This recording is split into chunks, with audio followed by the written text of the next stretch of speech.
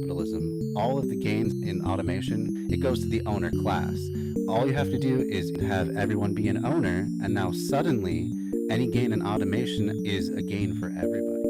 If you grow just one thing, it may not grow as well as if it grows with another thing. A good example of that is called the Three Sisters method of farming. There is definitely multi-apartment buildings or multi-families that do passive design. $100 million that they gave to Joe Rogan that they would kind of be out if they breach contract. Is that a bigger number? Or is 2 billion a bigger number? I don't know, Zach. It's a tough one. I It's know. really hard. And maybe comparing numbers is not Jeremy Strong's thing. Gotta go kill a Jenny. I still don't think you should kill her. I don't think it's a good idea. It's a ghost, dude. Welcome back, everybody, to Bread Theory. Happy New Year to everybody. This is the first stream of the new year. And with me, as often is the case, is Dan Plaat of the Three Left Show and What's Left in Albany. How you doing, Dan? Oh, just peachy. Looking forward to having motivation in the next year. Something I lacked this year because of obviously tragedy and whatnot. But I do have. I do feel always got to let's take a stock of what I have accomplished. I rebuilt a bathroom floor. My father died, so there's a lot of stuff involved with that. I kind of got the from the radio station was help I manage it. So that's the next this next step with that is to get people to help me to manage it, and that requires training and onboarding people. And so the more people I bring in for that, the more people can help with that. So otherwise, the last month has felt very lonely, maybe because everybody was saying, "Yeah, I'm coming back, Dan," but after the holidays, after the fucking holidays. Fuck the holidays. And it stops everything. And it does. But my work doesn't stop. I have to, change the things and keep everything updated. Okay. And sorry my lighting is a little down. I have 2 light bulbs above me, but one of them keeps going in and out. Maybe it needs to be tightened. Spazzing out, huh? Yeah. That's all right. Yeah. It's a little. These are all tall ceilings, so I have to actually bring in a ladder to fix those. But anyway, goals for this year. Looking to maybe buy a house. I've got till May when the first home buyer application program starts. So I need to sign up for the first workshop training box tick. There's a lot of boxes to tick. So the first one is mid-month. So I got to get on board with that right now, actually. But I need to find a new doctor. That should be pretty easy. I think I already did so, and it's even closer than the last one. And it's an office that specializes in infectious diseases, so maybe they'll be even more helpful with COVID stuff. But who knows? Let's see. The other thing is, of course, get the radio station back to a level that it was last winter. At least I think, yeah. Last winter is where kind of there's a kind of point where either it's going to get better because I'm gonna put my nose to the grindstone, but then because of my father, I'm just no, can't put any more time into this than just doing some my shows. And basically I was wrapping up my show. I'm like, I got to prepare back my show. I can't put as much time into it anymore as I work full time. And my goals don't include, getting a better position. I'm already making twice of what I've ever made per year in my current position. So, but it can only get better. And I'm at the bottom of the ladder. So we'll see where all of that kind of shakes out. But if it is to be, it's up to me. Yeah, seems like in general. So what do you think? So this year you got a house. You've moved. But I moved. Didn't get a house. Didn't quite work out with the house. Right. But, yeah. But what are your goals for the year? Definitely, goal is to be in a position to buy a house myself. Yeah, I guess that just involves paying down debt and improving the credit score again, because it was a horrible process last time. had a very uninvolved mortgage lender who swore up Mm. and down that we were fine until like Until you the week actually had to before do anything. closing. Yeah, right. Mm.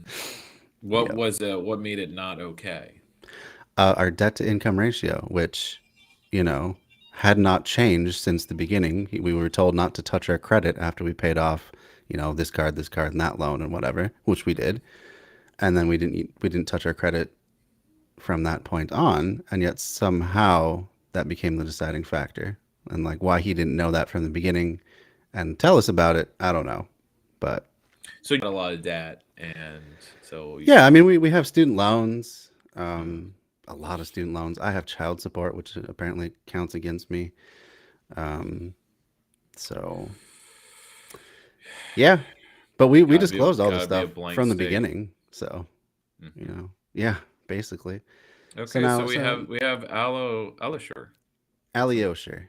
Aliosher, someone different. Uh-huh. It's not just James or no Yeah, instead of James. yeah, James. Yeah. Nice to have that change. Uh, Um, Doing well, Ali. Yeah, looking forward to the new year. We're in a better apartment now. We're paying around market rate, um, and apparently get a whole lot more service for that. So it's been great. We have like the management is actually in the building, so we can go talk to them if there's a problem. Haven't hmm had any trouble. Like the garbage disposal didn't work when we moved in. Told them right away, and they fixed it like the next day. Plus, like gave us a window that we could choose from when the repair guy would come in. Something we've never had. Every other place we've rented, they just show up and come in and Yes. you know don't do what they're legally supposed to do, which is Almost giving you the announce 24. illusion that the Yeah. system works, and if only we Yeah. Right. had good landlords like this, then Right. it would all be okay. They Or at definitely least go you, for. or rather, the big complaint is not that things are unaffordable, but just like, well, you should at least get what you pay for. Yeah. If I just get what I pay for, and that's why Right. when it comes to people who, it's like I'm just like when they're being a Karen, it's like, look, Mm-hmm. I'm just not. I'm paying for stuff. I have all the money that I could ever want, but if I Mm-hmm. pay for something, I should get it, and if I You should don't, get it. then Yeah. heads will roll. That's right. Yep.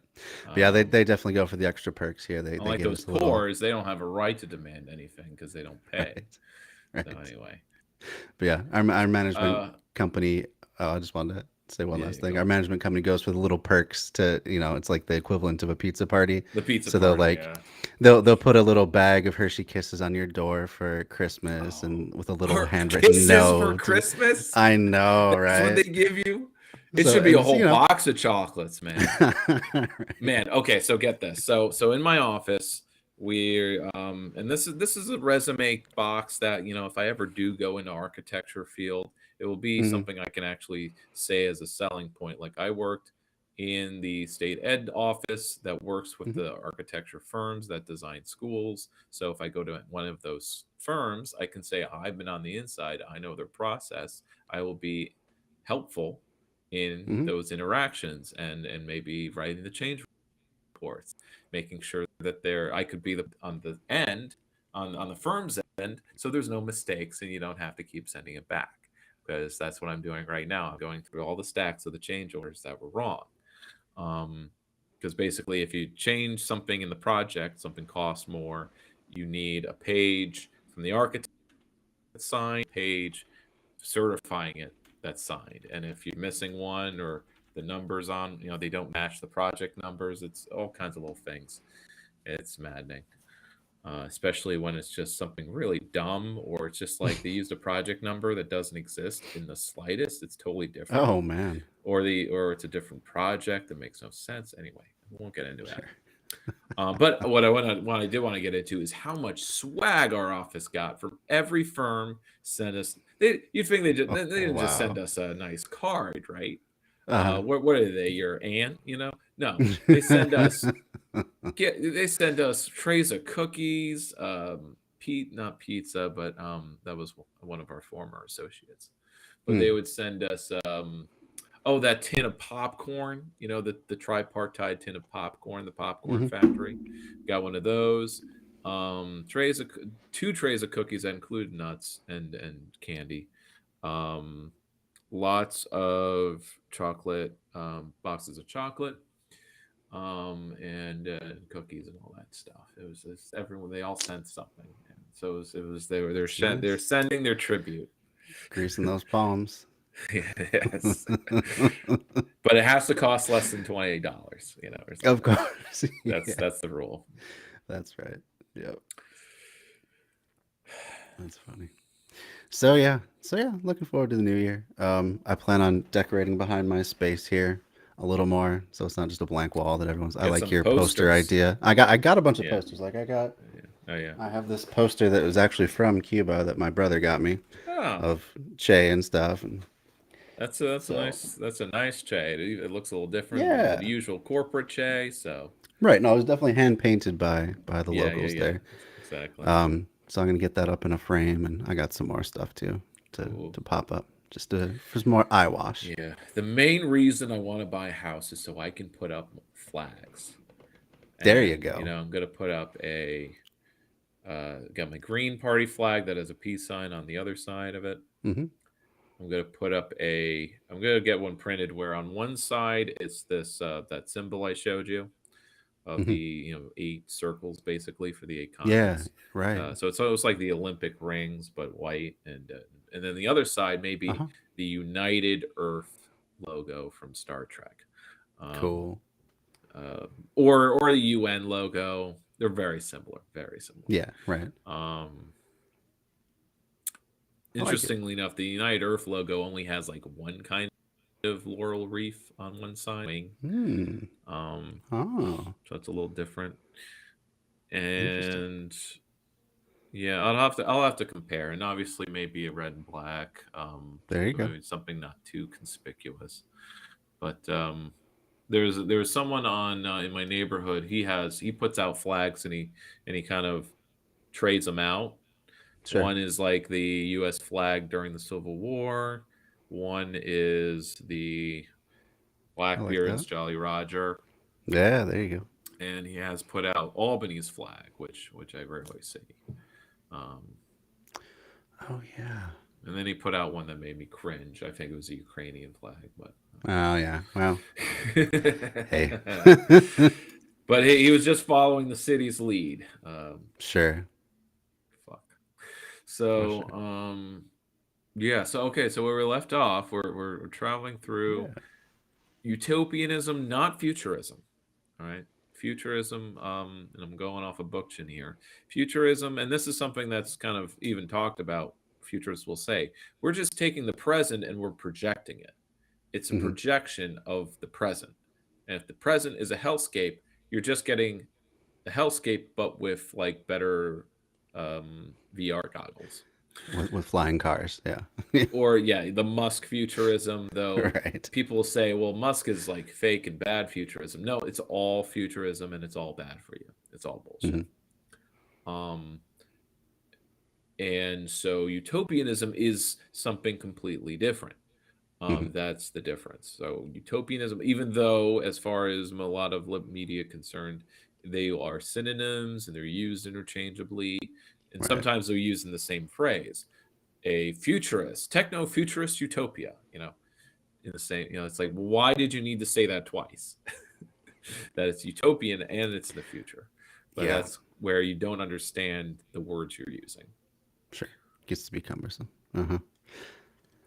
Yeah. All right. So, did you want to start with is utopia always dystopia? Is that the one? Yeah, that's a good like kind of intro. Even though we started with a theory, what are the ideas of different types of utopian projects that could be undertaken.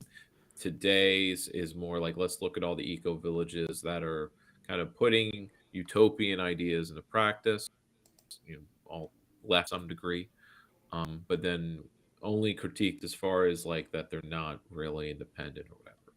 Hmm. And we can even throw Chaz in this, and there's a reason they changed their name to Chop, because they were kind Right. of recognizing that we're just a protest and we're not actually building anything. Like we're not like taking over. We're just holding public space Hmm. as a protest, which is a very clear, that's why it wasn't it couldn't be anything, and it couldn't do anything Right. more. Couldn't be long term. It was just a protest.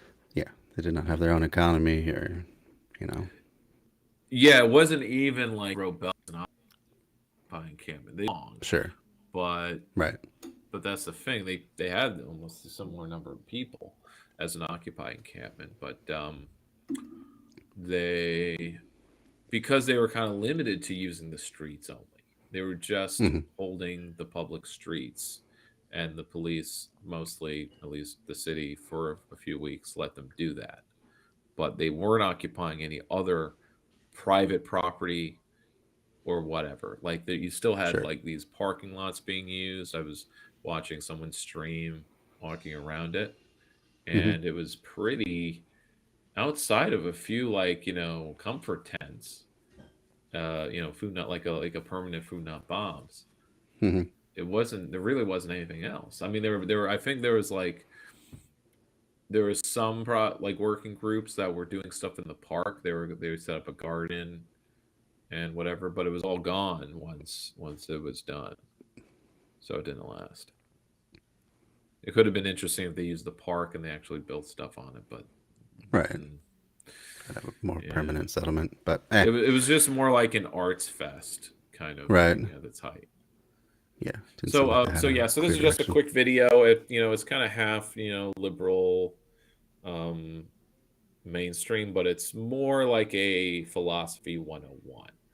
Sure. Kind of tone. Cool. Let's get into it.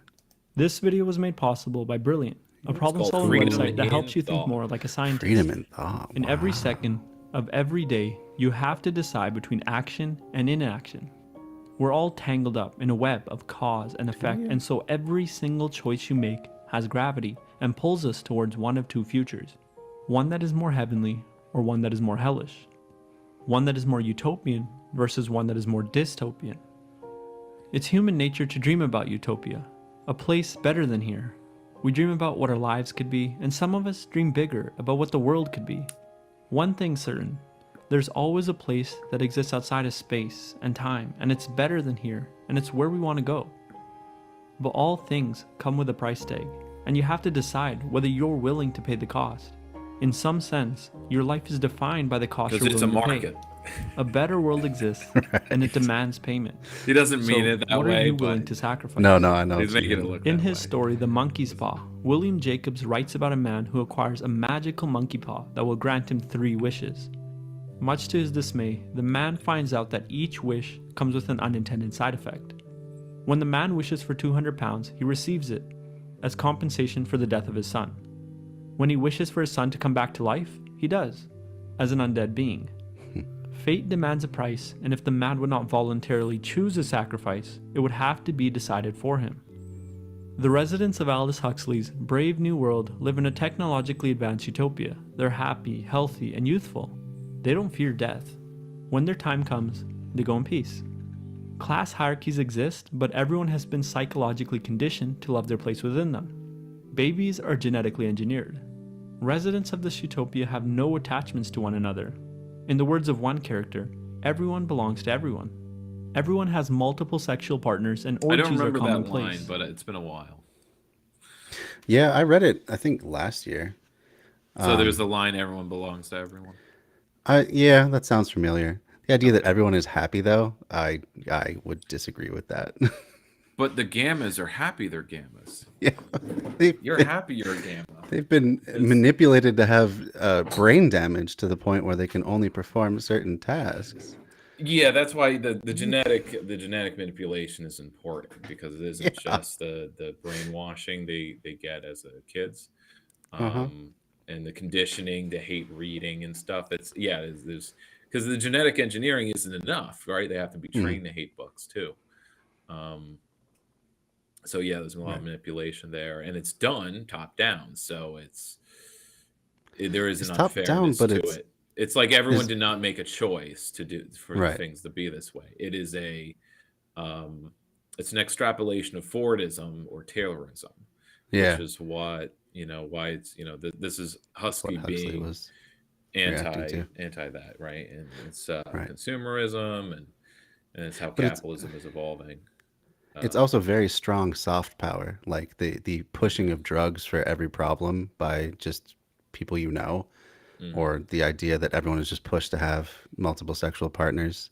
Yes. There's a lot of soft power at work And that if it's keeps also everything perfect, in place. why does the Shakespeare have to be kept in a safe? You know, why Oh, right. Well, that's a or good was it question. just the administrator who gets to have a book, right? Right. And Yep. so it's Yeah. like, and that's where it's just like, it's not fair to call it a utopia. It's a No, dystopia, it obviously. was So absolutely a that's dystopia, and even what am I saying? Yes, the talking conclusion at about the he's end. talking. I mean, the video is talking about it like a dystopia. He's using it as an example, Yeah. but he did introduce it. He did use the word utopia when Aldous Hmm. Huxley's Utopia. Well, no, he was writing it as a dystopia because there's no freedom, and by freedom meaning there's no choice. Like the Absolutely no people choice. of the society did not choose to give up their freedom, Hmm. because when you're a worker on an assembly line at Ford's factory, you didn't really choose to be his employee. You had to True. take that job or a job. Right. If at any point in time a resident feels down, they can take a drug called soma to uplift their mood. Soma brings on feelings of euphoria with no downsides. In order to maintain the Utopia's ideals of community, identity, and stability, residents have to make a heavy sacrifice. They give up their individuality, art, religion, love, and ultimately, their freedom of choice. Utopian thinking isn't just confined to literature. The 20th But that wasn't century saw the utopia, rise of No, that was So definitely dystopia. the if he this writer wanted to, like, he talk about Huxley as a dystopia, reacting to the utopian writers, the socialist ones in particular. Well, actually, no. Taylor and Ford were talking their utopia. They were laying out a utopia, and Aldous Hmm. Huxley was saying, "Well, that would be a nightmare." That's why he wrote the Brave New World. Yeah. You don't get assigned what he was reacting to, and that's sort of a problem with a lot of high school lit. Like if you're reading a book, one book is usually always reacting to something else. Hmm. Yeah, But and they don't really cover that. yeah, in the 19th century, there were these socialists like looking forward or looking backward. Bellamy's looking backward, Hmm. and that would also be a example of utopian fiction that Brave New World was reacting against. Hmm. One where there's a lot of technology, and but this technology has been brought about thanks to socialism. And then you have a socialist society that operates using a totalitarian state, but everyone is cool with it, um, or whatever, or at Right. least in the book there's no opposition, but that's the fiction of it, really, that there probably would be, um, or Yeah. Well, I that mean that. in order to make everything good and to have a command economy where there are vast storehouses where everybody can just draw from the commons. This, at least back in the 19th century, this required a authoritarian committee that made all the decisions for everybody. That there's a Hmm. vast variety in clothes. You get an outfit for any kind of activity, but it's just the outfit for that Sure. activity, and everybody gets it. But everyone can change out the colors of it or whatever, or the fabric, but otherwise it's the form of it is just going to be uniform, so it can be made uniformly. Hmm. And there's a uniform for the nurse, and there's a uniform for the formal wear, and there's a uniform for this and a uniform for that. Sure. um, this is not from Bellamy, but this is from an even earlier, like a French utopian in the 1930s. So this is when Les Mis is being written. he Gotcha. was he was just like the utopians today, or the kind of the Venus Project people. He spent a decade in the library researching so he could devise the perfect society.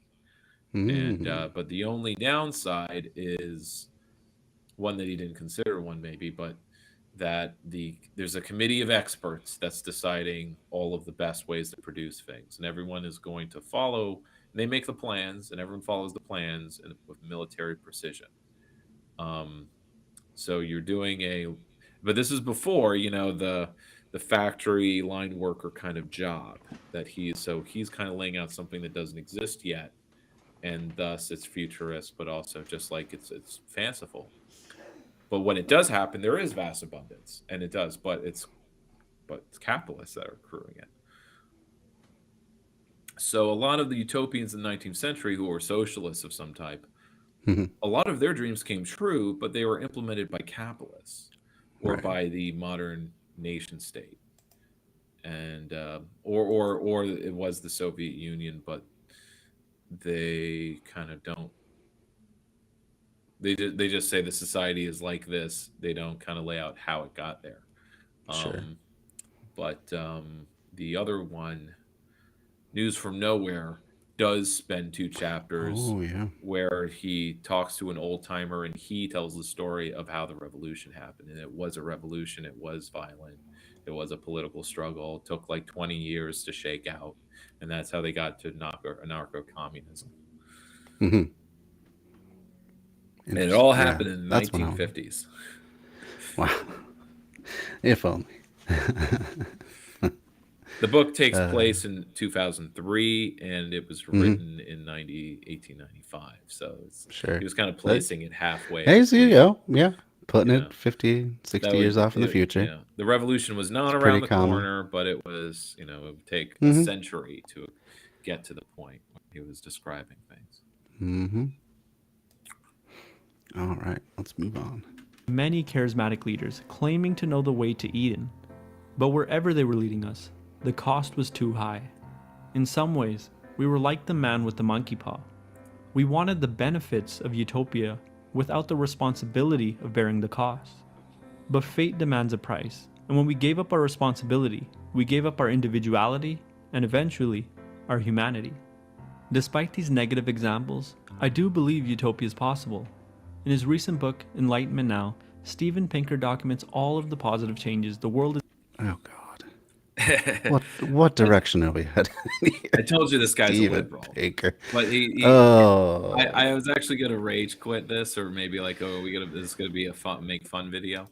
But halfway in, he gets a little more like stable in what he's talking about. God, Steven Pinker just. But yeah, using Steven Pinker as a utopian, he's barely even a futurist. He's actually kind of a he says everything's great now. Yeah, everything's great now.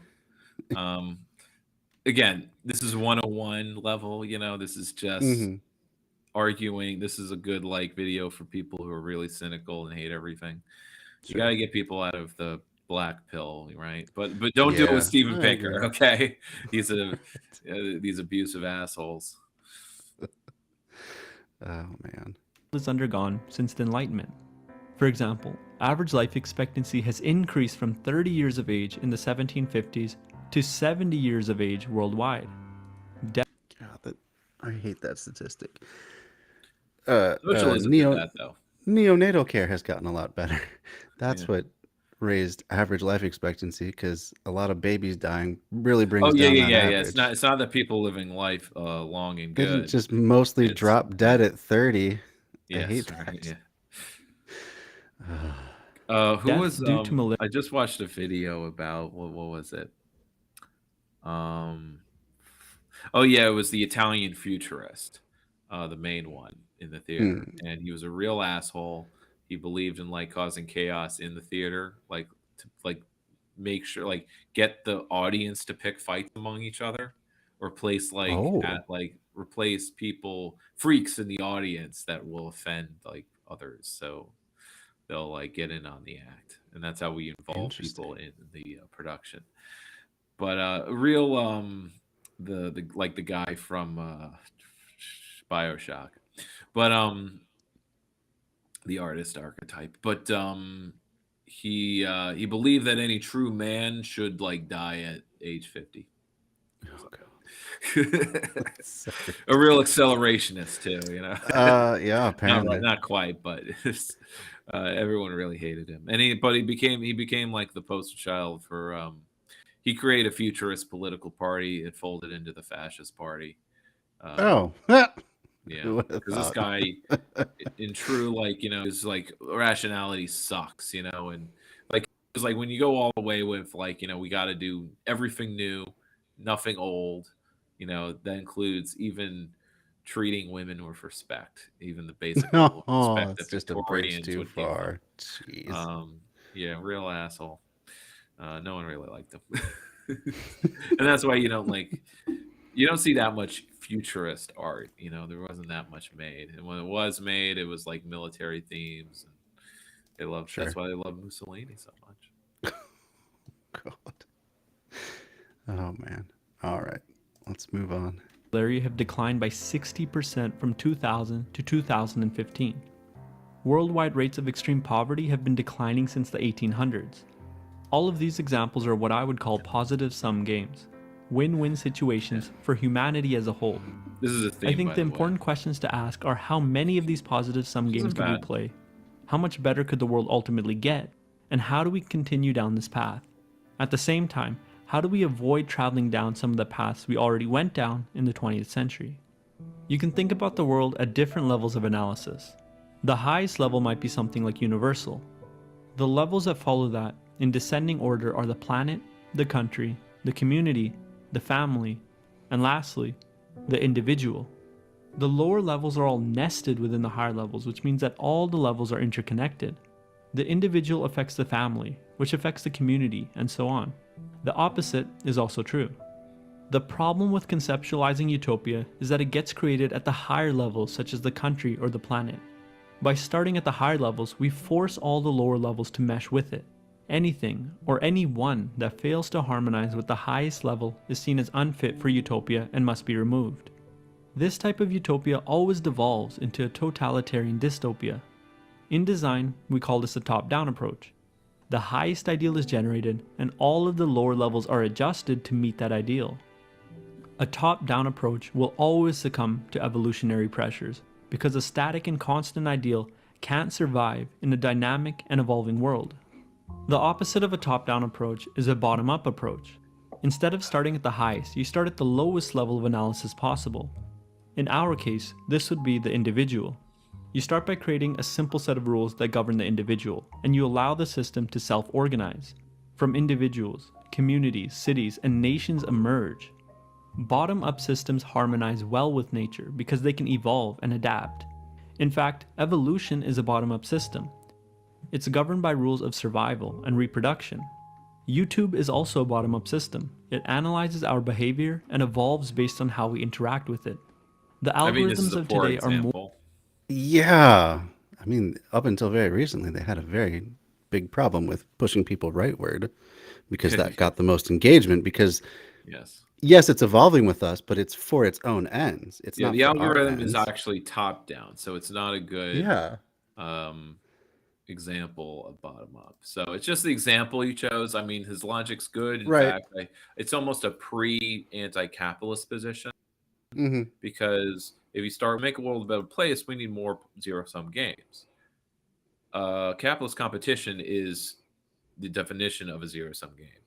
Right. So if we want more positive-sum games, we need to lessen the impact, or we need to smash capitalism.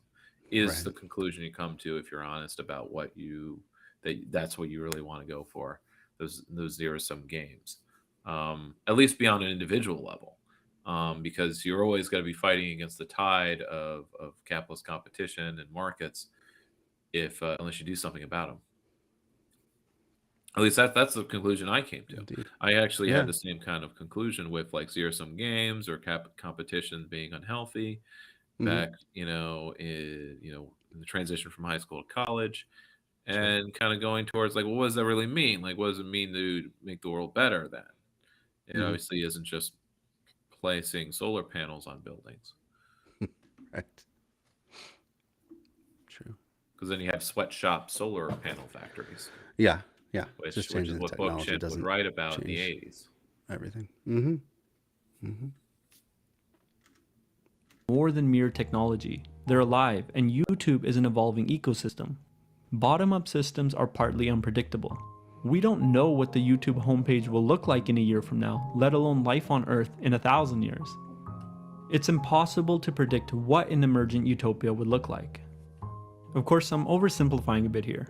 Many systems are a mix of top-down and bottom-up elements. With that said, are there a minimum number of rules that if an individual were to enact them, would allow a better world to emerge. The philosopher David Hume famously pointed out that it's difficult to determine the way the world should be based on the way the world is. This is known as the is-ought problem. Science gives us a description of how the world is, and philosophy gives us a prescription for how we ought to act. Our ability to successfully cooperate depends on how much overlap there is between our philosophies. For example, let's say that I own a restaurant and you want to come in for a meal. We both believe that a restaurant ought to serve its customers food in a timely, friendly, and fair manner. We also believe that a customer ought to come in and be respectful of the owners, the restaurants, and the other customers. This can be a very good reciprocal relationship for the both of us. But if I believe that I ought to maximize my profits at the expense of customer service, a conflict will arise between us. What you and I believe about how people should act in restaurants is what historian Yuval Harari would call a fiction. We all believe in a set of complex fictions that allow us to cooperate here's at an another bad impressive example. level. He uses the word fiction. I believe I think he wants to use the word ideology. Okay. But he uses the word fiction. Or Yeah, like that makes common better sense. values. He's referring to Sure. common values, but he's kind of making it, he's acknowledging that common values or beliefs are socially constructed or made up. Anyway, Right. continue. Let's continue. We'll Level comment. relative to other species. Some notable fictions we may believe are human rights, democracy, capitalism, and money. Money Social construct, I think. Yeah, Be these better are way all to put it. fake and not real, and Mhm. they don't exist. So he's sort of right in using the word fiction, but it's also a question of all of Right. these things set up zero-sum games, right? Right. So even the concept of human rights, because that's like then you're not giving rights to something else, or they're not universal, really. Sure. I mean, there's some essays like Problem of Human Rights, but anyway, so it's like all of these can go. We need to. I mean, he's acknowledging to build a better world, even a utopian one. He's saying we need like a new fiction to base that on. But I think what he could be saying is, well, how about we actually base it on things that are real, which is the materialist Marxist approach. Gotcha. becomes more than mere paper when everyone believes in the fiction that gives it value. Society functions smoothly because of our ability to believe in fictions. The degree to which a utopia is even possible is dependent on our ability to construct a fiction that is universally agreeable. So we're looking for a set of rules or a fiction that an individual could live by that would bring the best possible world about. In other words, we're talking about morality or ethics. Everyone has their own opinion about the best fiction to live by, and they should.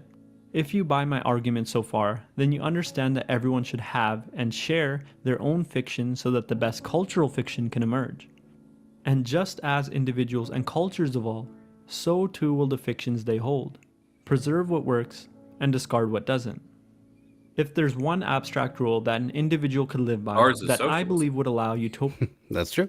to emerge, it's the belief in the importance of playing positive-sum games.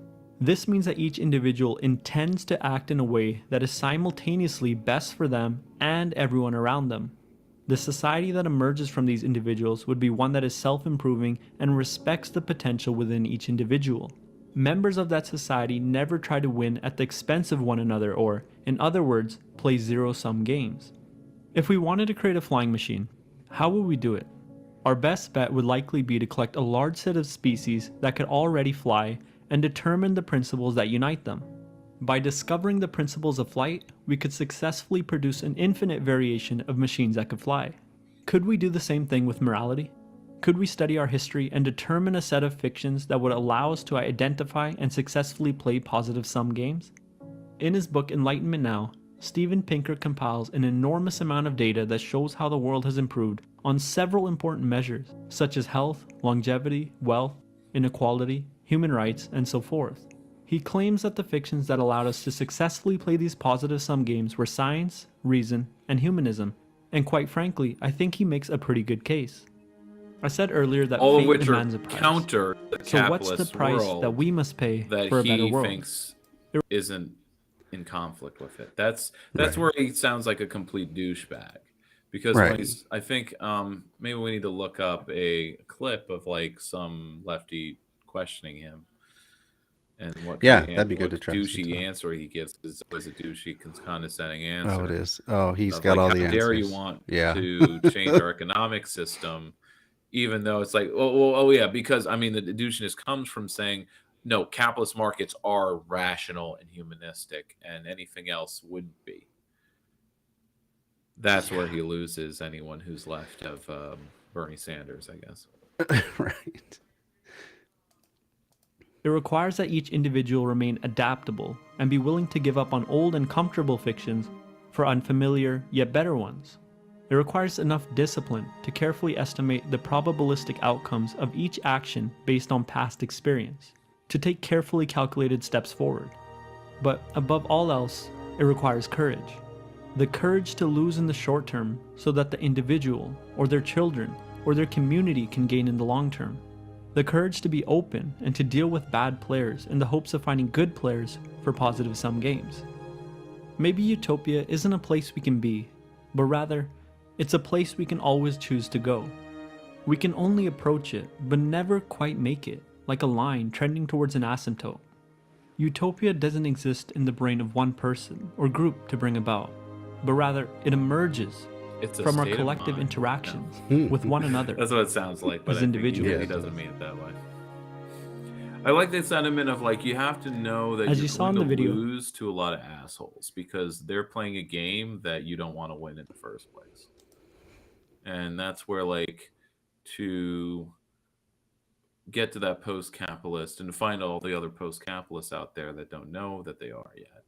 But there's a lot of people, I'll find people who do believe in the whole like, positive sum game. So this is what I believe in. They're lefties at heart. But then they're surrounded by a world filled with people who are playing a zero sum game. Yeah. Whether it's making noise out your window and your first instinct is to fight them or call the cops, or if calling the cops is the only thing that gets them to leave you alone or stop whatever harassment they're doing. Right. Whether it's kids or adults or people who are robbing you or crimes, whatever. It's like you gotta say, I'm gonna ignore you completely, and because you don't fucking matter, and whatever you're doing, you think matters doesn't matter. But you want to intervene, and you have that instinct too. So it's like, but how do you intervene? Well, you got to intervene knowing that you're going to lose to them. Like you gotta fuck around and find out. I think I was explaining this to my friend he was telling me the story of how he intervened with some kids that were like bullying in their friend group, but like they have to accept the hazing to be in the friend group, right? I mean, or when it's abusive friends and toxic boys. Sure. But these are just 8-year-olds or something. But he just told them to cut it out, which is the right thing to say, but whatever. And but they started throwing trash at him or whatever was on the ground, great. rocks and everything else. But it drew them together. The one who was being abused stopped being abused. They could all throw the rocks together. And if anything, maybe it helped them. But but it's like if you're going to intervene, especially when some asshole's doing something, you need to be prepared to fight them. And if you're not prepared to fight them, then that's kind of my criteria for like intervention. Know that you need to risk having a fight and winning that. And if you don't think you could win it because maybe they have more asshole friends behind in the shadows that could jump out any moment and say, "Hey, what are you doing to my buddy?" Or my cousin, whatever. If you're in the hood, but or if you are, if there's police getting involved, would you be in the wrong? Would you be arrested? Are you on private property? Are you unionizing? Know that you could win the fight, and that's where preparation comes in. But obviously, in the day to day, you're not always prepared, right? But this is where you learn how to fight. Maybe you carry a weapon, so that if the only thing that he got the kids to stop, he threatened to call the police. and that scared them or got them to stop because the police would have the right to shoot them, Yeah, right. or He's threatening death. could give them actual trouble. Right. You need to make yourself trouble too if you're going to pick fights. If you're going to fuck around, you need to be able to find out if you could win. And if you don't want to risk that because maybe you lose because you're alone or whatever, then yeah, you don't intervene. You let it go. You have to let the injustice continue for now, or in Yeah. that instance, and it Yep. hurts, but Yeah, that's really hard. it's, and I feel his pain and that he couldn't abide, saying nothing. Yeah, I mean, Right. if you apply that to say like an international standard, like there's plenty of terrible shit that goes on around the world, and we don't want to just be intervening in every country that has a dictator or commits human rights abuses, because our intervention probably is going to end up with Why don't worse liberals want to consequences. invade Burma? Oh, right, exactly, right. They're not There clamoring was a for that. military coup, and liberal activists Pretty horrible are one. imprisoned. Yeah. Why don't they want to involve Mhm. involved there? Aren't we the protector of human rights in the global Yeah. order? Sure. They're all complete sham. They're all idiots, Yeah. fakes, and that's what's truly disgusting when it comes to we gotta defend Russia from I was Ukraine from Russia. Mhm. It's where's it end, and we're a protector of human rights, Yeah. and we gotta stop genocides, but only when it seems to intersect with the interests of NATO and Their geopolitical military power. interests and So control of fuck you, you're of flying energy. the Ukrainian flag. That's it's totally reactionary. But I also am taking the position of if we can't enact our opinions or our program for peace, Mhm. then we shouldn't really have a position on it. Yeah. As Well, lefties, what power? sure. We don't have any power in the Ukraine conflict, so we should just No. we have the right to shut up and not say anything or have no position. But there's this Mhm. urge that having a position, speaking out, being engaged, that's what being political is. Yeah. Yeah. But it isn't. No. It's sophistry, and that's what the Indeed. on the left is kind of all about. Yeah. Which Well. is why I guess I'm okay if Vosh doesn't have a position on this and that. But that's Sure. literally. He shouldn't have to. No one should have to. But No as one knows about streamers, every geopolitical issue. but all as Like, streamers it's are ridiculous. constantly asked by the audience, Yeah. what's your What do you think position on about this? What do you think You about have to that? know what It's your like, position is. I don't have a well, I have a political party, so I do have positions, but Mhm. we don't have the power to enact them. So there are times where we don't care. We don't have position. Mhm. Sort of like with guns and stuff and whatever. Yeah. I mean, it's like when trolls get on here and they're like, "Oh, what do you think about the USSR? That's all you want, right?" And stuff like that. I'm like, I don't know. There seems to be some bad things that happen there. There seems to be some good things, but really, it's over now. Like that's Yeah. that's in the past, and maybe was there's some top lessons to be down. learned. Mhm. But Yeah. other than that, I don't feel like I need to really be one of those guys that goes to the mat for Stalin and Lenin and well, any of the figures Or really, Brezhnev. any of them. Yes. Like Because it was top it's down, and it couldn't adapt, and it was all it was static, and it sure, couldn't change with the times, and that was yeah, the big issue. After the '60s, it was just static, and it couldn't nowhere to go but down. right, Even though it was developing technologically like the U.S., but in the same rate, And Yugoslavia was the same. It was although it wasn't top down, it was politically top down, I guess. Economically, it was bottom up, yeah. but it wasn't. But investment was not being carried out, so it was it pulled apart. For sure. But the point being, like, I could spend all of my free time researching what really happened in the Soviet Union, trying to separate US propaganda from Soviet Yeah. propaganda from the truth. I could go to all these great lengths to come up with answers for these questions, or I could just devote my time to thinking about what I want to have happen here and now hmm and try and work towards that. Sort of what we're doing So, today. exactly. So I will recommend a channel called Lady. I'm not going to get her name right, but she's a Muslim woman who basically covers. She basically reads Soviet leaflets, booklets, and Sure. or and goes through all sorts of sounds kind of cool. debunkings of like, what was what was it like to be a Muslim woman in the Soviet Union, and she's very very cute, and she's very smart, and she tore apart like this uh, propaganda poster with a Albajani woman with her breasts out and but wearing a hijab, and so she was like, this is Islamophobic, and she was going through the poster, and like it's basically a crude copy of the French, woman freedom liberty on the barricades image. It was just it's a replica of that, but with a Muslim woman. So so she's bare breasted, but Cool. and yeah, that's the one. Exactly. Nice. Yeah, and that sounds interesting. And there's definitely value in looking at the past. I'm not trying to suggest otherwise. Oh but, no, like, no, we're not arguing about that. But yeah, you're right about like the dwelling on it.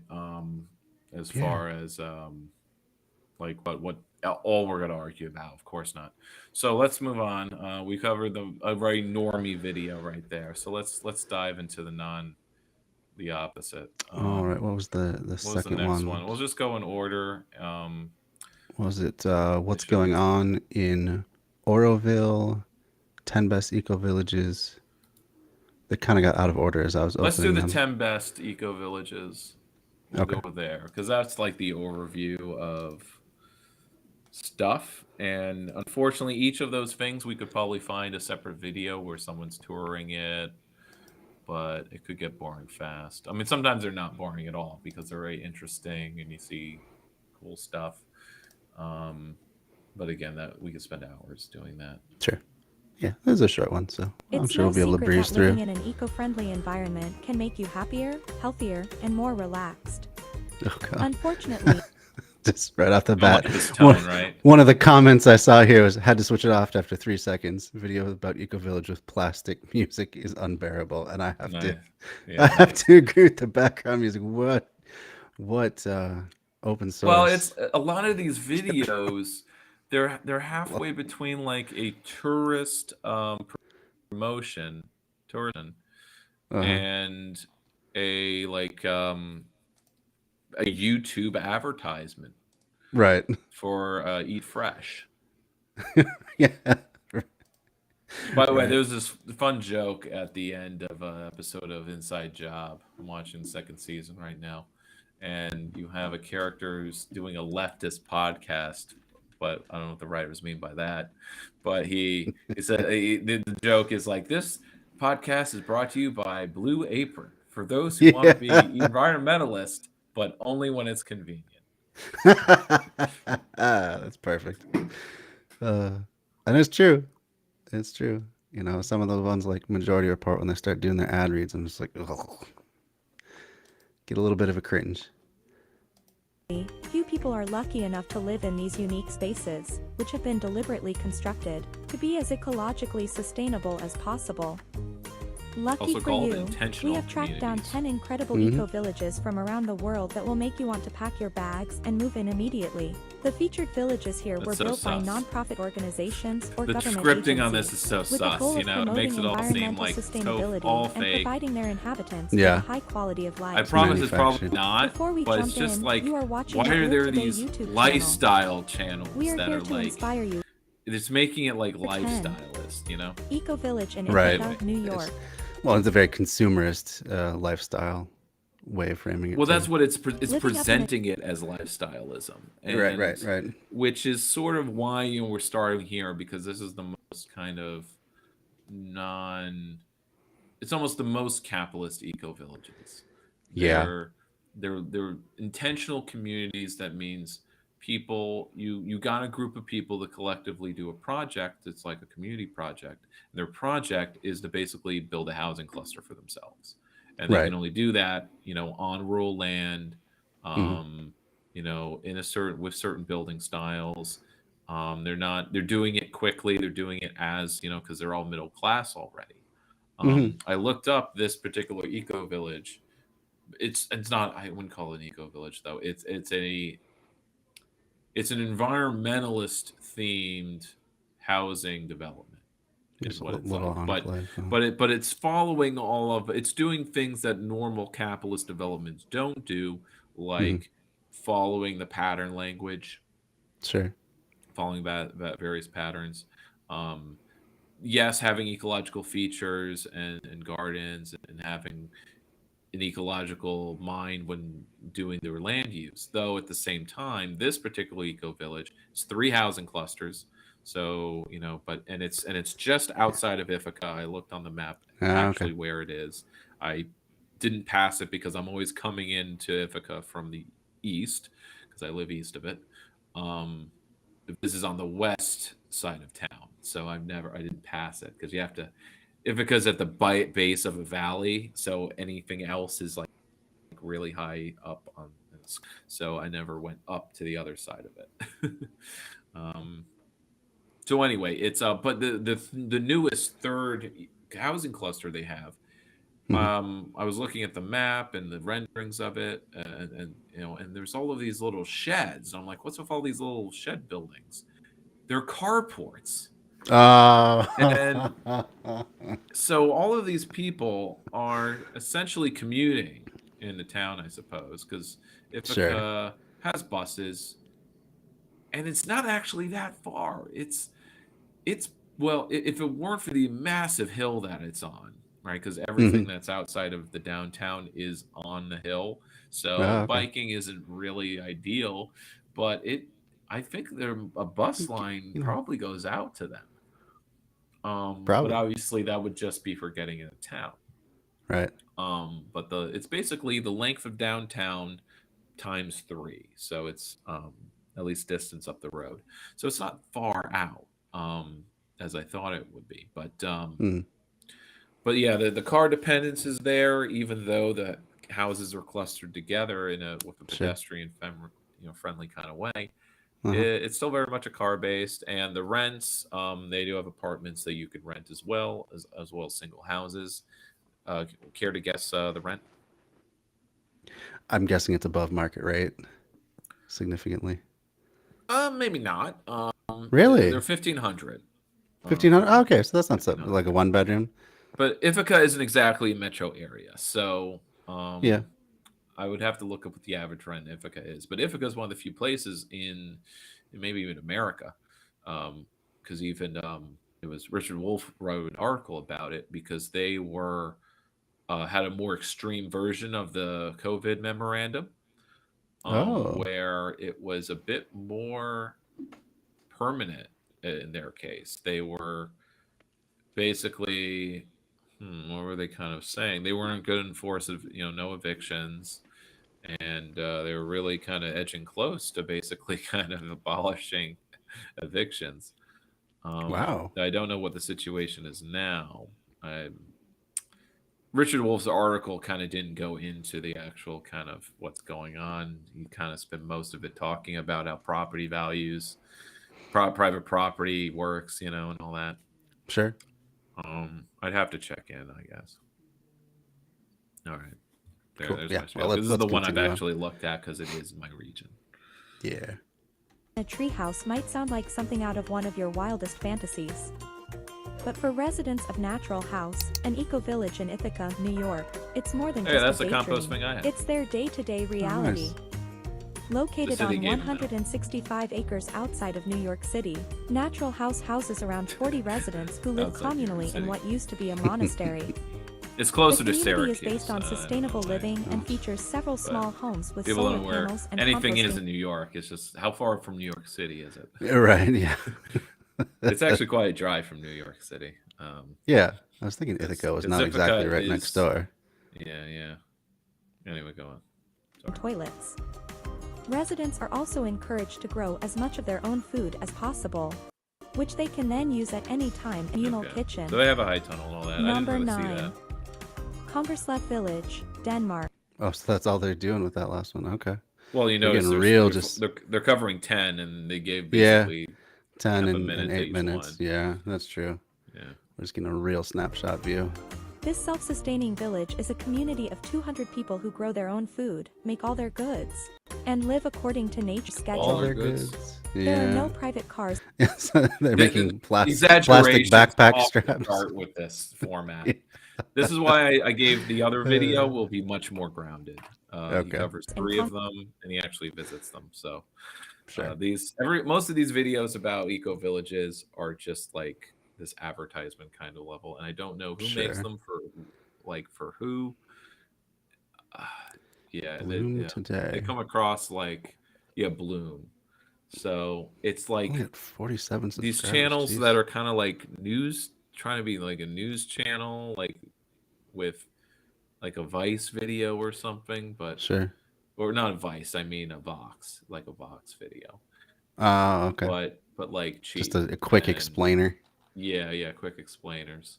Tons of channels like this, but then it's like they're useless. They don't explain anything because it's like the same copy could apply to any of these communities. All intentional communities basically have a very similar set of qualities to them. They all have a community garden. The intentional community, so people could get cheaper housing and more, maybe a rural lifestyle, but maybe not. Maybe it's just a less consumerist lifestyle. It's lifestyleism in practice, because few intentional communities, maybe they have a kind of a utopian ethic to them. They're not socialist. They're not doing it in any revolutionary motive. Right. No. Which is sort of where it just kind of, it's a collective enterprise, which is good. And so is a co-op. So, which is why they kind of have more in common with just like a housing co-op at times. Sure. But they have the land to do it. But there's one in Seattle that's more urban. It's actually like a converted motel, where there was a big parking That's lot. cool. It wasn't a parking lot, sorry. It had an adjacent vacant lot, and they basically completely covered that with like good gardening stuff. And it's cool. That's cool. It's 6 years old. Nice. Converted apartment Longer building. left. But there are plenty of bikes. If you feel like a change of pace from biking around town, you can hop on one of 3 canoes and head out on I almost thought they were going to say hop on one of our cows. Well, they showed cows, not canoes.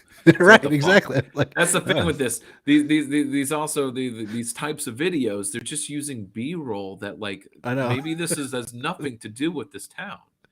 Now they were showing the eco village in Ithaca. Yeah, That's yeah, really like for just the what first it's few called. frames. But this could be any stock footage of, Yeah. couple riding bikes or whatever. Exactly, and cows. And cows. Green River. Just type in It Denmark sounds idyllic, cows. doesn't it? Yeah. In Denmark, sustainable living has long embraced as an ideal. Number 8. Falmouth Village on Whidbey Island, United States. Falmouth Village on Whidbey Island, Washington is a collection of 5 buildings that house roughly 200 residents. This co-housing 200? community 5? serves as a home for a number Yeah. of artists, musicians, and other creative types who may otherwise have difficulty finding affordable housing in other parts of town. The main structure includes a shared kitchen and space where They look like residents can cook their historical own- like it looks like Yeah. colonial Williamsburg here. I I'm suppose that's having- how like they got these cheap and they use tax credits to rehab them maybe, and that's Yeah, maybe. and then it's tourist housing, but they have to keep it like looking like it's 200 years old. Right. It's historical, so it can't They can't really change it too you much. can't paint it up. It's like this doesn't look like an artist commune. And they said 5 buildings. These are the 5 buildings. They I know. 200 people. 200 people? Like, I don't. I can't. maybe the last 3 buildings are gigantic, but Maybe. I mean, they were yes. showing like a flyover the Outside- town, but like, what did that have to do with it? yeah, like this building here, maybe could 25. 20 people at the most. Yeah, Yeah. 25 Yeah. perhaps, but geez. I mean, there's a Okay. co-op There's an house that I amphitheater, stayed private at gardens, in and a Somerville, and that had 9 bedrooms.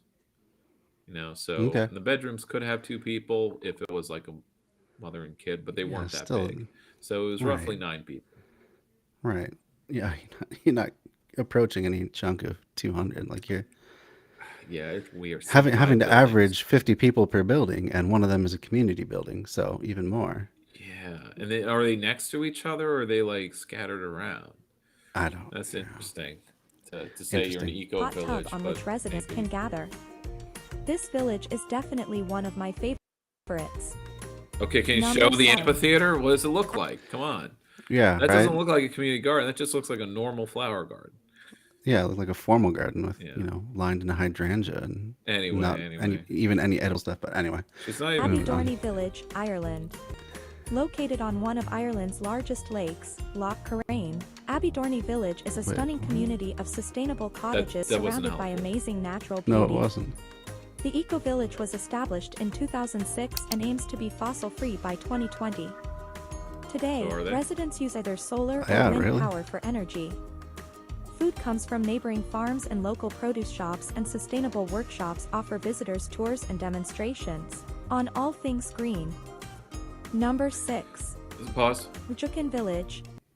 So there's a lot of something I saw in a lot when I did like a kind of picture search, visual search for eco villages.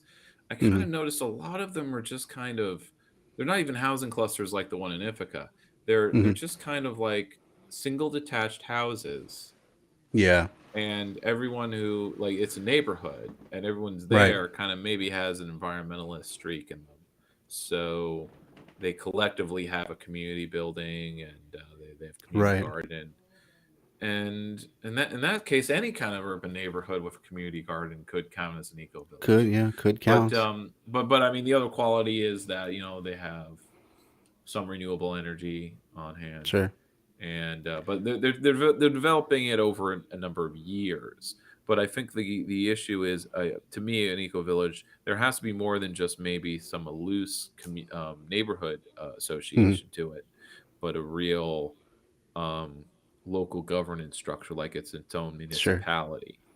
And Yeah. some of these eco villages seem like intentional communities. Maybe they have a governance structure, especially the ones that are like more commune than. But Yeah. some of them, like the last one, just seem like a neighborhood with environmentalist people there.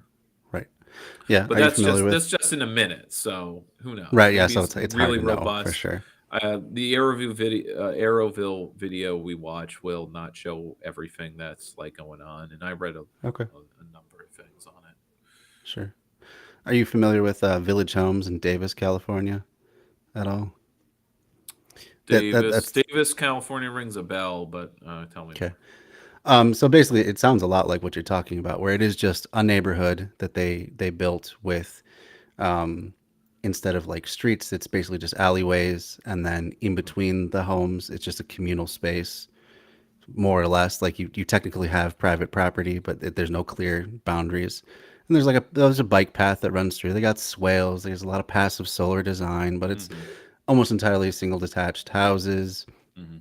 They have one common house that I think they have rentals even for like businesses and Yeah, stuff. yeah. And When you type in eco village, it's like I said, it's like a development form now. So it's a right, private development, but it's done with a collective group of people, and they're all kind of, they need to be of a home buying income bracket. yeah, that's the thing. Um, It was solidly upper middle class people that and lived that's what there. they So always like, look like. So it's like, what does a working class eco village look like?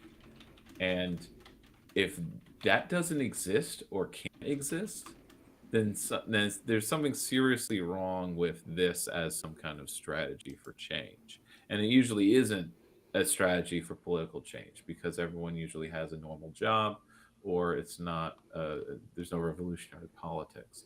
And I struggle to find, and maybe I just haven't, maybe that's for next week. I will try to find some revolutionary, like the real communes or the. that'd be cool. But what I'll find, I assume, because that's what I see most of, is some kind of squat.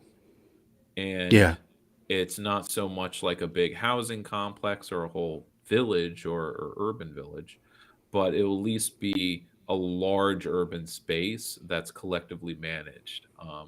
hmm Like these art centers I was looking up that are like former squats, or they are squats. yeah. Um, and New York City's got a big tradition of that. one of the eco Events. villages in the next video will be kind of squats.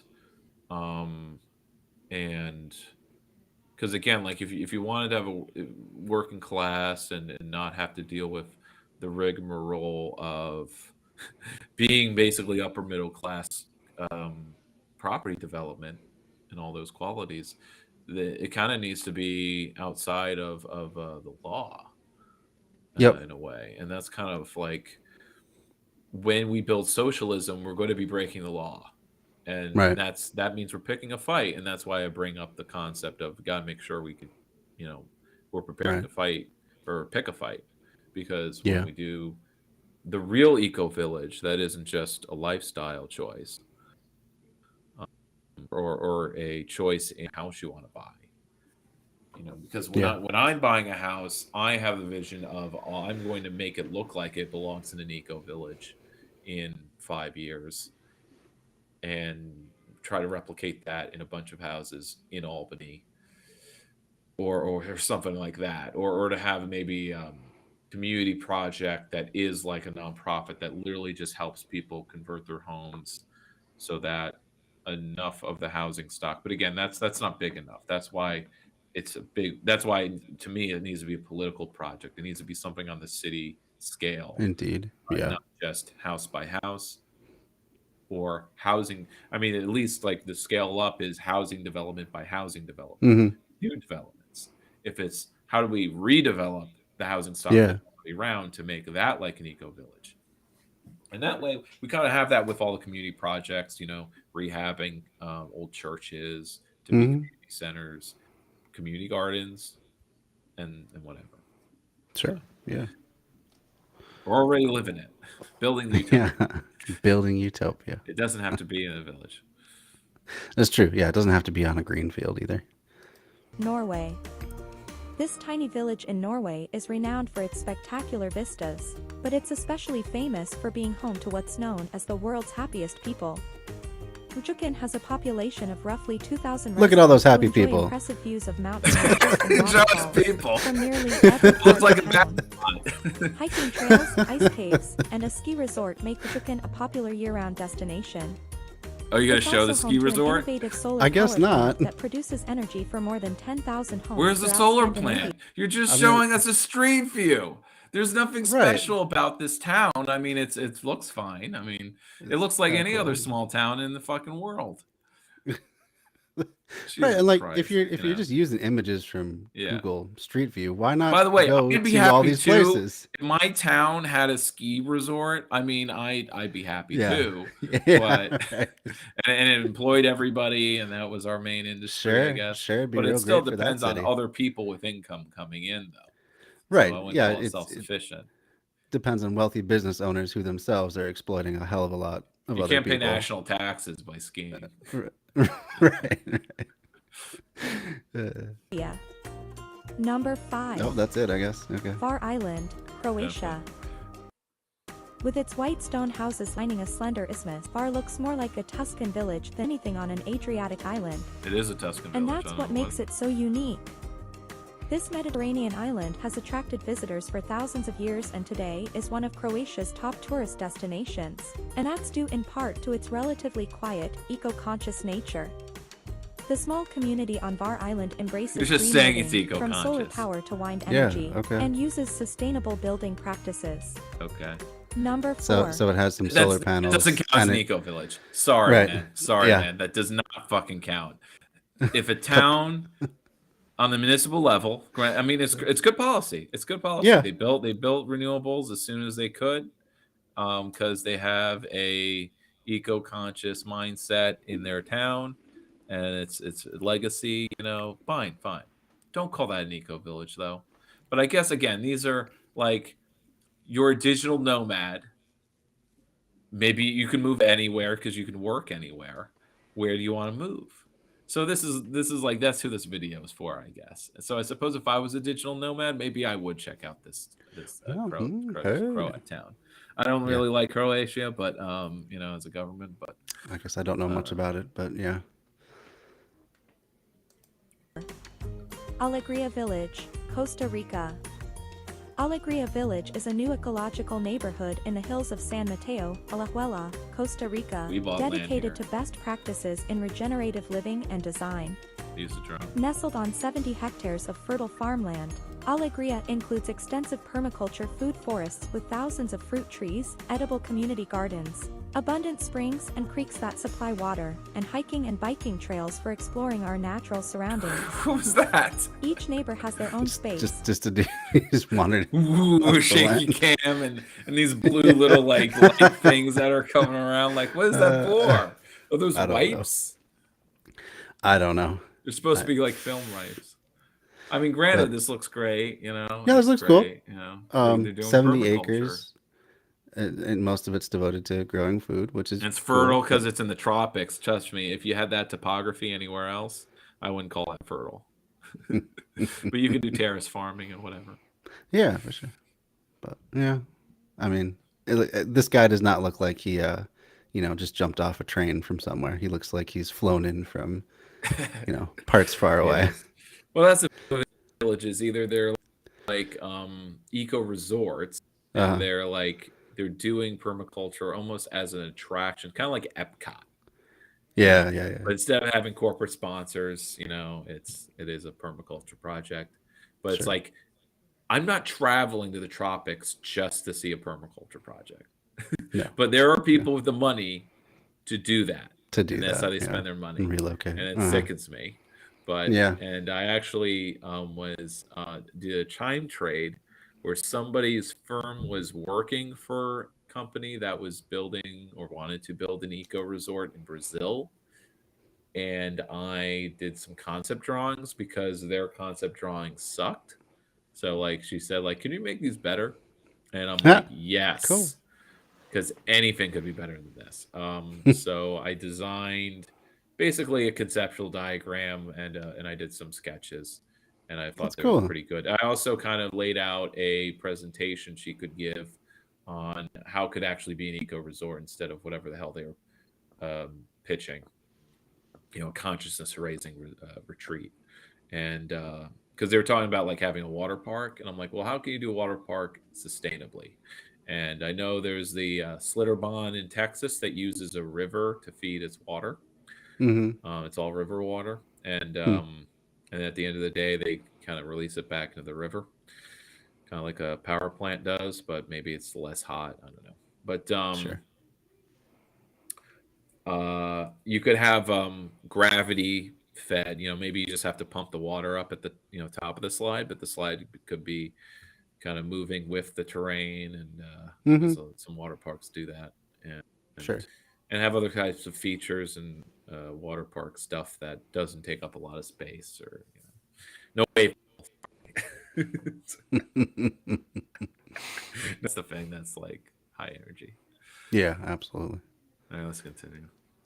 Their own private land and home, and they all share a community center pool and hot tub, yoga and meditation shala, co-working hub, permaculture farm, and sacred spaces tucked throughout the property. They house over 135 neighbors from 32 different countries, calling Certainly spending more Alegria time Village here. home. Yeah. Number 3. Tamara, Portugal. Started This in is a well-known 1978 with a small group, and currently grew into a community of around 200 people, working towards autonomous decentralized models for a post-capitalist world. The people living in Tamara believe in a future without war, in love without fear, and work to build Love Terra without Nova by fear. creating healing biotopes as centers to research and model a new planetary culture, Healing with strong biotopes. ethical foundations. They cover around 330 acres of land with many So there's more of a buildings, radical gardens, edge to it. roads, a children's Yeah, a school, little and bit. Still education new. campus. A little new age, but Maintaining our facilities in such a Using the multifocal phrase and complex post-capitalist project is with plus. limited resources Yeah. needs imagination. So you can and see it's an creativity. actual town, It's a they've research got more than just a few. I mean, they've been going a few decades, and the thing about these projects is they do attract a bunch of immigration. Basically, you get it's basically when if we ever talk about like we got to bring all the leftists together in the one place and build socialism. This is kind of what it looks like, at least when when it comes to like we're gonna practice all the things we want to do. Yeah. I A kind little of more wish we had an holistic. urban version of that, of like bringing leftists, bunch of people in one place.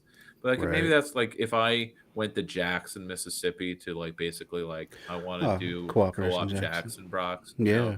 I'm going to join one of their projects and build socialism there. Sure. So we do have, an urban place where we can do that. Detroit has their urban farms too, and they Hmm. have their maybe socialist politics, but we could definitely inject them, and that's where platformism comes in. For sure. But we definitely need more of it, and we definitely um yeah, pretty much that's co-op Hmm. Jackson's kind of the model for that, I guess. For But sure. but they were doing it with people in their neighborhood. It wasn't like didn't depend on people coming in, Yeah, I like that. which is why Yeah. like these A little more projects are organic. like Hmm. because the whole thing about like we're for world without war and love without fear. You know, Hmm. how are you fighting for that out in the countryside? Okay, you're not building no anti-war movement gardening. Right. Okay, Yeah. but there's a kind of a I forget what it's called, but some fallacy where it's not as prefigurative politics as you think. Like where you think you're doing prefigurative politics, it's like we're going to be the model for the whole world to follow. But it's a model that requires, you know, farming in the countryside, Hmm. and there needs to be kind of maybe an internationalism where, like, from your model, if you can fund and support other radical projects in cities or other towns, so you can make more towns that are communist or something. Right. Yeah, it takes more than just I being a model. You have to actually put yeah, your money yeah, towards it and right, resources and people and right, right. stuff. Yeah. I guess you could say Ford was a model of assembly line Hmm. production, but he had a lot of capital. True. All right. Area of its own, manifesting great visions into beautiful material reality. Number 2. Eco Truly Park, Peru. This gorgeous village tucked into a national park is an adventure seeker's dream. If you want to enjoy life on your own terms, surrounded by nature and pampered with organic food, Eco Truly Park is your place to be.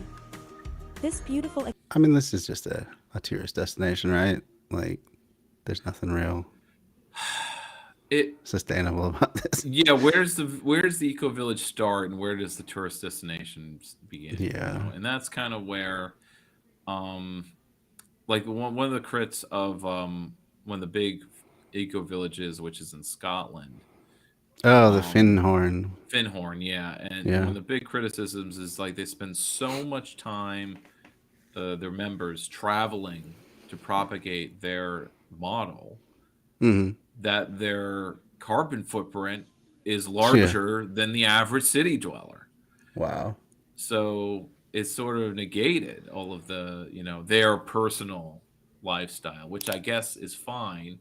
In fact, it's anything like they're not just doing lifestyleism, they are activists Yeah. that are, talking about how their town is net zero. You can too.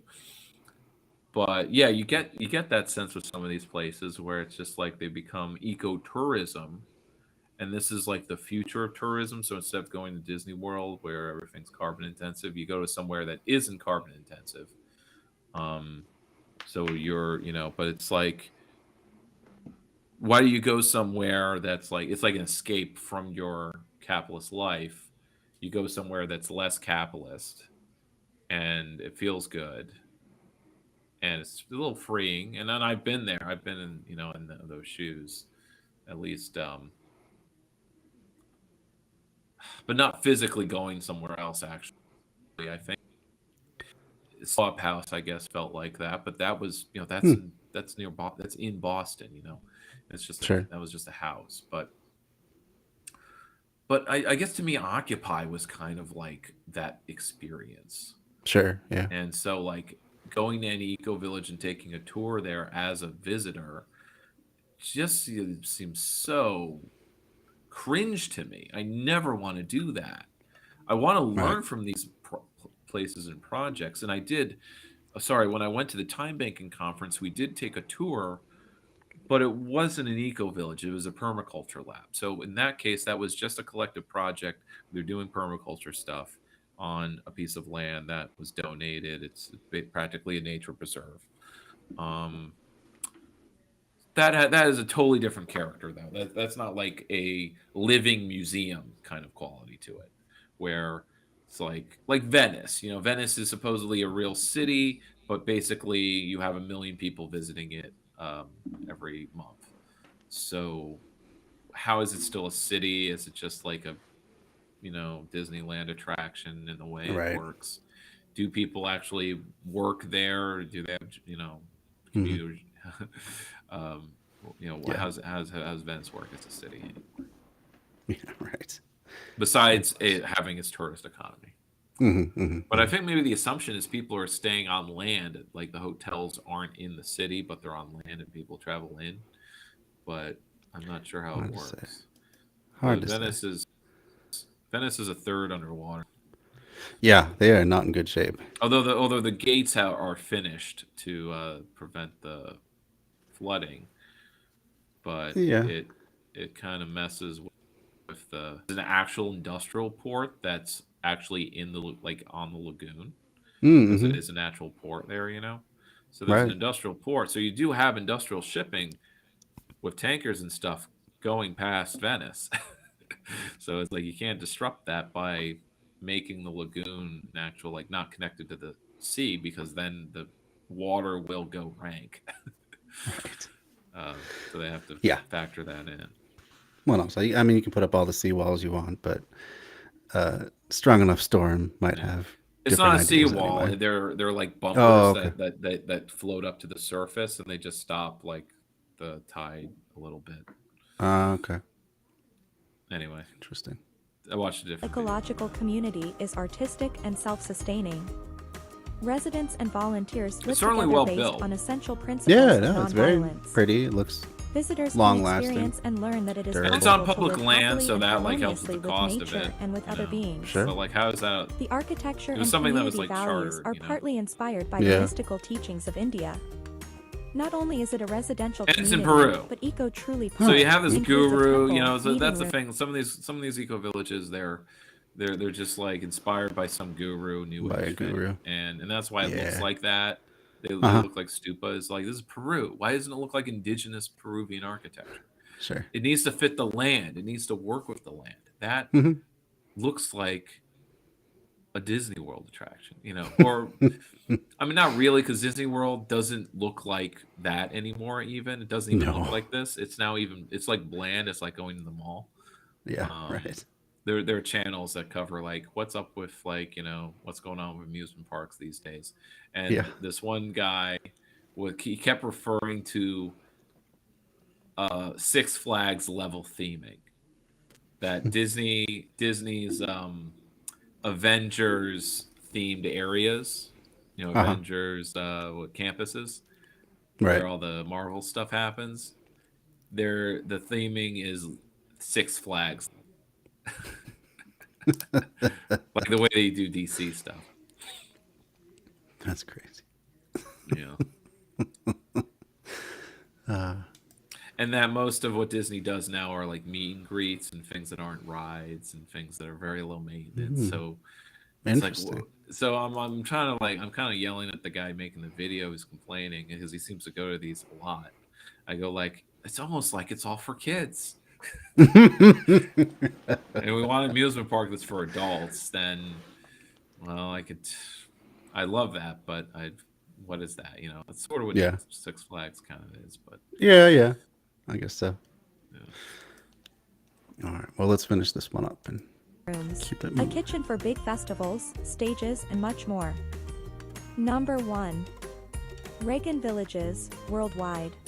Regen Villages wants to shift the paradigm for off-grid, interconnected, and resilient eco-villages that can power and feed self-sufficient households all over the world. Stop.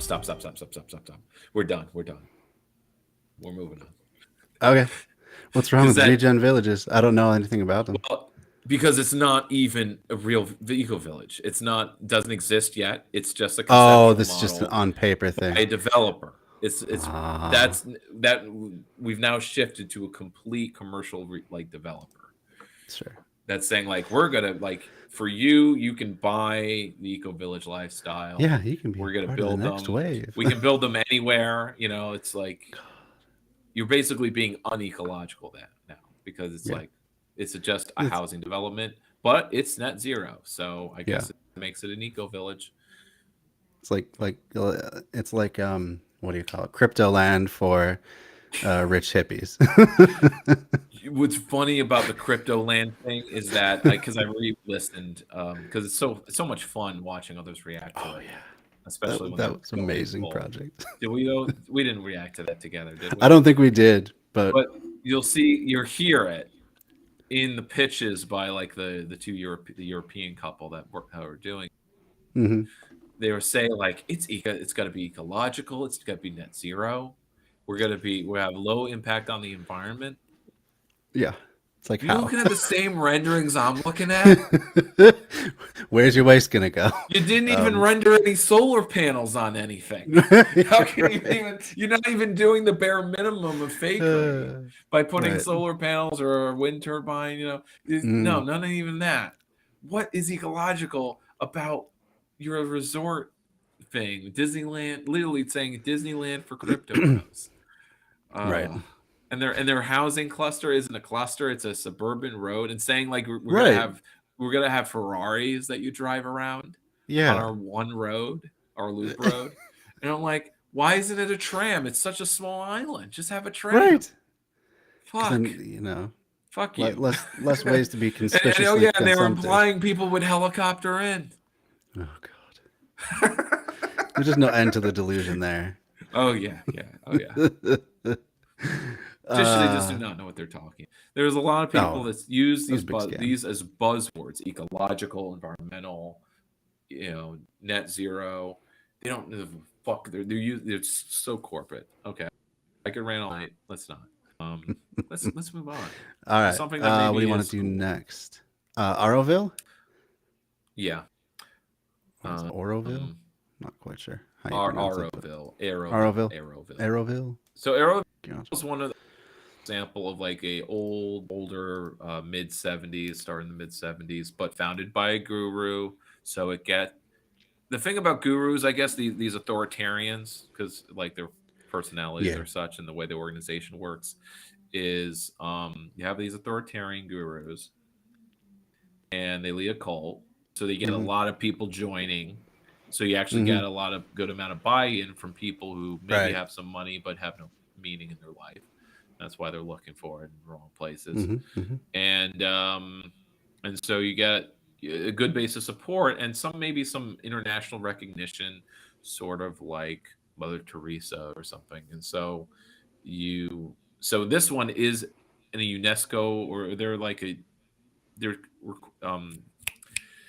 recognized as a UN project or something. Oh, So really? They got such buy-in or hype in the 70s that the UN basically gave them a charter or something, that they are in fact a global village, or a village that belongs to the world. So there's a lot of copy written that's very propagandistic about it.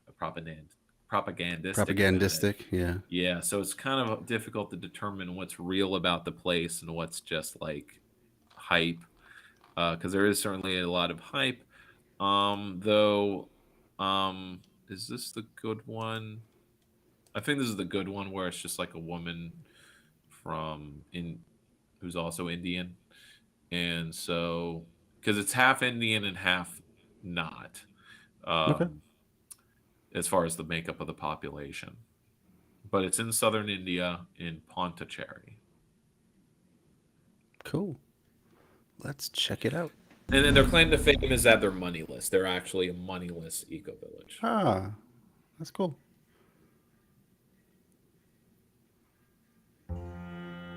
Auroville, a conscious city within. But I read an article where they What's have going kind on of a here? black market economy where they actually do exchange money. Ecological construction, from compressed, stabilized earth bricks to earth bag techniques, using earth and lime instead of cement.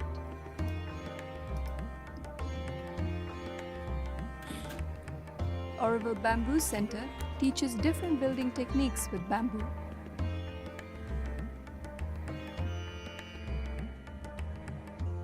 Including the geodesic dome combined with a local peat roof.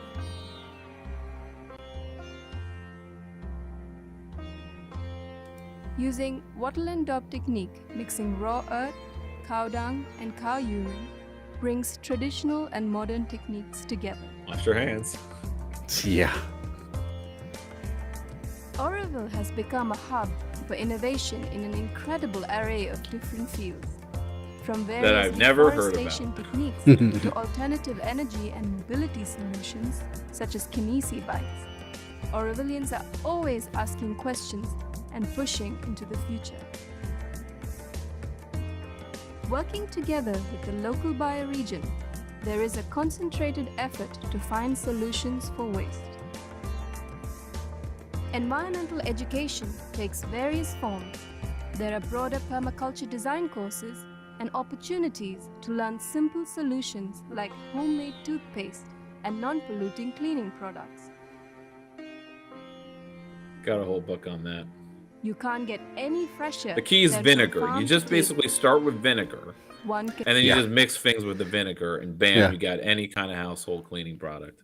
Hmm. That seems to be like what it's all about. Yeah, a lot of baking soda too, and then combine the two, and you got a cheap acid, and gets rid of a lot of stuff. can explore eating, harvesting, and cooking locally grown, traditional, and fusion food. With knowledge from more than 20 community farms, Oroville has many organic farming techniques to learn See. from. And at the heart of it, I forget if this is the one with the woman. I don't think it is. I think this is the one that's more like promotional. So, because the other one was longer and it was more like kind of her giving herself a tour. She was really enjoying this sound garden that this guy. So basically, hippies, along with people, locals, and they have kind of the home crafts industry, which you're kind of seeing bits of there. They're subsidized by the Indian government. This is after, so when their guru died, they didn't, their leader, everything went to shit. And for some reason, maybe because they got all this national recognition and clout, the government stepped in and created a foundation or bailed out their foundation so that they get a stipend. So they get, it's not a lot of money. It's not like tons, but they get something that basically kind of keeps them afloat. And in return, they do their cultural projects, or rather the whole thing is a cultural project. It is a tourist destination. So, and they do make a certain amount of manufacturers. So they do kind of have an external economy that they're kind of paying the state back for it.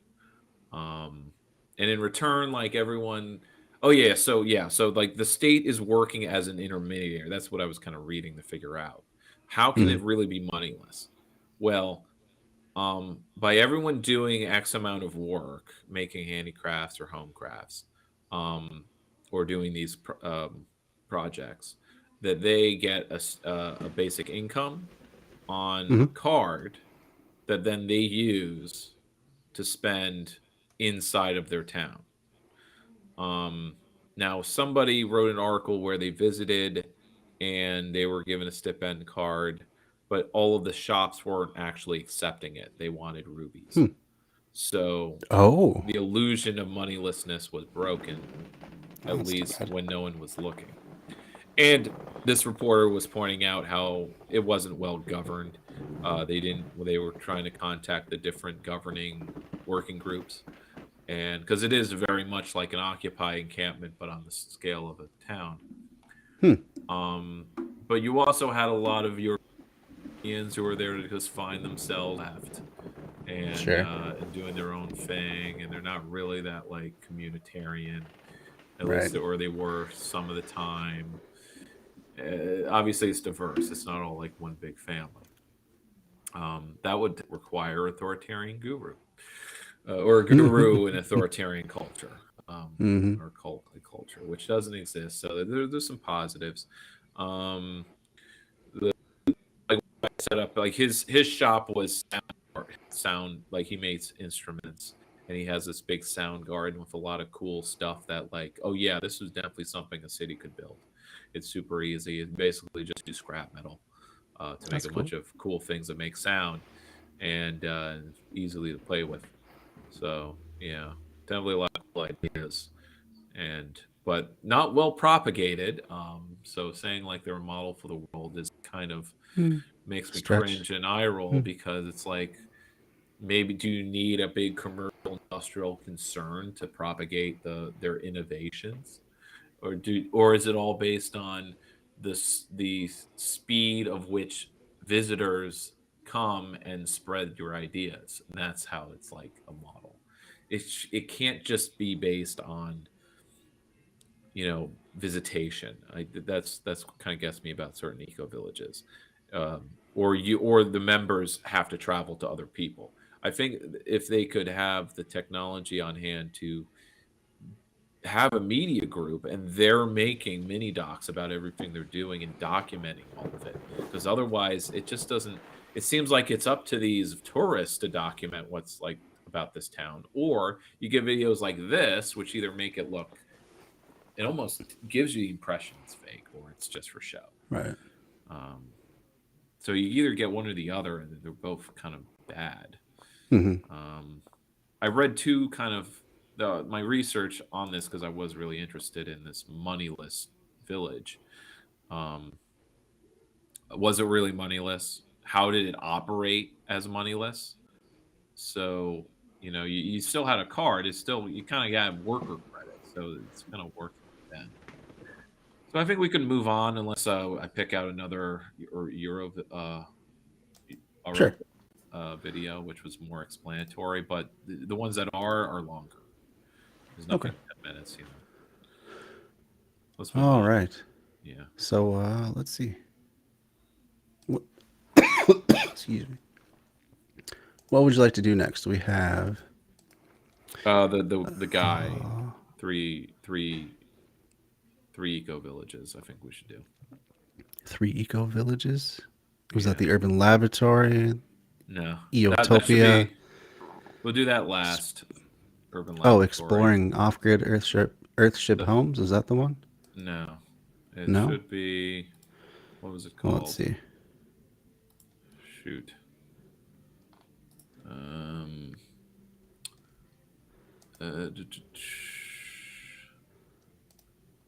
Oh no. I was just. Oh, I guess it wasn't this tab.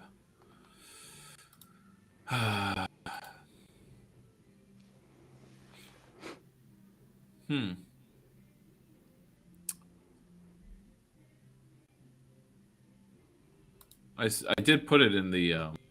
It's in the chat somewhere. Yeah, it's in the chat somewhere. Let's see if we Not can that find it. one. Not that one. Come on, I spent all that time finding it. So it should be the fourth one. Oh yeah, I did send you 4. too many.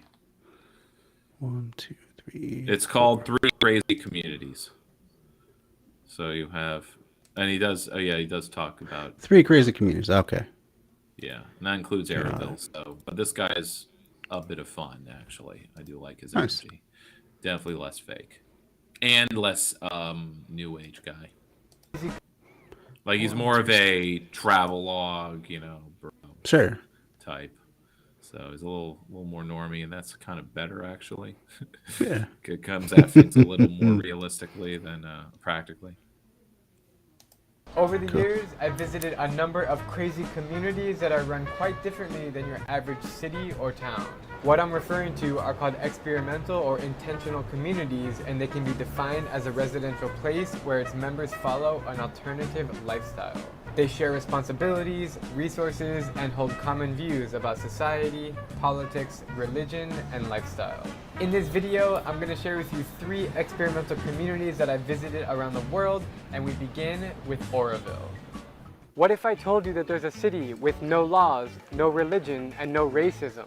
A town where everyone is treated equally, makes the same salary with a 0% crime rate. This place exists in southeastern India and is called Oroville. Okay. Don't know if it's TMCA, so I'll just talk over it while they're doing the music. Welcome to Oroville. I'm Gopi. I'm from Oroville. I grew up in Oroville. Been here all my life. My name is Tokyo. And where are you from? Oroville? Yeah, I'm from Oroville, but originally from Denmark. I'm Rishi. My name is Rishi. Rishi, and were you born here? I was born in Oroville, yes. My father's from the United States and my mother's from France. My name is Raja. And where are you from? My native is Oroville. What does Oroville mean to you? In a nutshell, it's for people who want to create something different, something new, take a risk, you know, create something that hasn't been created before. It's a place where youth that never ages. It's not like a permanent world. It's a free space. Permanent Burning Man, oh no. Not really. I'm not saying it really is, but there are some eco villages that are like a permanent Burning Man, but that's sort of no, I'm sorry, that's what Slab City is. Slab City is like permanent. Oh, okay. Slab. But that's the working class one where like people went there because they're broke and it's good for broke people. Because Slab City is like one of those like the example I gave where everyone there is technically squatting. Sure. It's like a former army base. So it's like it's no one's land. So you have a bunch of people who just built some shacks and it's called Slab City. Because they were slabs left from the army base of the foundations. Okay. So they had foundations already there to build on. But they built shacks. Gotcha. So it's like a shack town. But they have a bunch of Shanty town. cool, like, scrap art, outsider art. That's cool. Base. It's an international community, which of course is spiritually based, but it's also gives a lot of freedom. Oroville is a place for design and sustainability. And Oroville was founded in 1968 by French native Marissa Alfasa, known locally as the Mother. She had this energy to bring and create this project. She was a spiritual guru and yogi who established Oroville as an experimental town where, quote, men and women of all countries can live in peace and harmony above all creeds, politics, and nationalities. It's like a permanent Burning Man, or like an he calls it. He calls it CDs That's that are right. hanging from an umbrella. So the street sign is actually the Beatles crossing the road. So Oroville is about 20 square kilometers and it's integrated between 5 villages. So the 20 square kilometer includes 5 villages. Okay. So we worked with the village because these was the backbone to also create the community around, no? Today, around 3,000 residents from 57 countries call Oroville home, and it's one of the most interesting places I've ever been. 1/3 is Indians, French would be the second, and Germans would be the third, Italians, Dutch, and so on. Oroville is engulfed in beautiful forests, and there's so much to do that you never have to leave. There's a foosball here, we come and play in the night. We have a pizza night every Thursday. All the people who work here make pizza and 200 you pay. It's free, like unlimited pizza you get. There's a medical center, sports fields, and It's 10 schools. A school that has not Scarcity pizza. Oh, Scarcity Pizza. Oh man, that'd be such a good name. We all make pizza. There's an limited Yeah. amount, and everyone gets it on Thursday. There you go. So I think I guess they are living. They're living the dream. Living the dream. That's right. Free They travel school, and they learn. You know. And They say it doesn't have a building. It's a free school. What do you want? But they also have. there's another school with no curriculum. They also have what? No, but they said there's the one without a building, so they just travel around and do projects, right? So it's a free school. Okay. And then there's the one that Gotcha. doesn't have a curriculum, which is the other half of a free school, which is the students decide what they want to do. Curriculum because you decide what you want to study. There's a variety of trendy restaurants, Deanna ordered a smoothie and it has a reusable straw. cafes, and handcraft shops. What's the name of this thing? Моthер Анарchy. It's a physical and spiritual center of Oroville. It's a place of meditation. No kinds of prayers, no worship, no incense, no candles. Silence is the only rule you follow. You sit in silence or stand in silence. Although technically owned by India, Oroville acts as an independent international community. It gets its budget from monthly contributions contributions from its residents, and it gets funding from outsider organizations like UNESCO and the UN. And the UNESCO Youth Conference was set up in 1968, February 28, where youth from 124 countries came with a handful of soil from their country and put it in the center of this urn there. It's an amphitheater and there's a white color urn. So all the soil has been put there as a symbol of unity, representing unity. Every single it was the whether place you're a of a doctor, youth conference. So I guess that's what I mean by it got like UN clout. It was Gotcha. the UN Youth Conference was set up in '68, and it was like, I guess it was here. So yeah, and that's so it's almost like it, kind of like how you have a festival town, and because a festival is in a place, a town springs up around it. So it's like this big eco village was started because a youth conference was here, and they liked it so much a bunch wanted to stay or could keep coming back. Cool. a teacher or a yoga trainer makes the exact same salary of 12,000 rupees a month, which is only $170. Plus a lunch, health insurance, and free education for kids, and free electricity. But the economy is nearly cashless. And any commercial activities happening generate an income, and they pay 33% of their profit back to the community, which is the foundation. I design furniture and make furniture. As I love wood, I started this unit that do salvage wood from the forest. I do reforestation, trying to bring back the original forest we had here. I'm a graphic designer. I do graphic design and more technical drawings for furniture. Instead of paper currency, all residents are given an account number to pay for things. We just write the number and we can pay and buy stuff, or eat food, or grocery stores are there, where we can use this number so we don't have to carry cash around. And because everyone here knows each other, it runs on the trust system. I can't help but wonder, what if the whole world was like this? Would the world be a better place? This is a question that I will ponder forever. Right after I visited Oroville, someone told me about a similar place in my home state of Arizona called But think about it. I mean, he's never going to act on joint socialist. Yeah. But, Do you guys remember 4 months ago, I visited an experimental town in southeastern India called Oroville? Well, now I'm here halfway across the world in my home state of Arizona, and I'm going to tell you about a similar place called Arcosanti.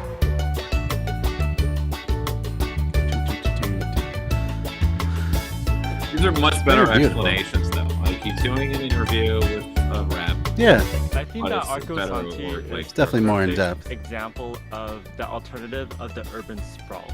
A place where if you want to go somewhere to relax or to enjoy a great scenery or community, then this is the place. This morning, we made the drive up 1 hour from Phoenix to visit, and whoa, this place is cool. It's like a playground for architecture in the middle of the Arizona desert. Around 80 people live here now, but over 7,000 people have called Arcosanti home since its creation in 1970. They basically have like a I'm Taylor. program. I used to live in Prescott, Yeah. 45 minutes away. I came here when I was 18.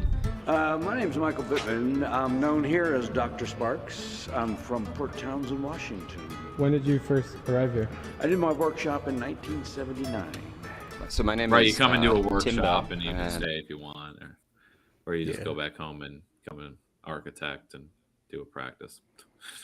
That's kind of cool. Maybe I I should. live apply at for a Arcosanti, but I was born in Joshua Tree, California. And what do you do here?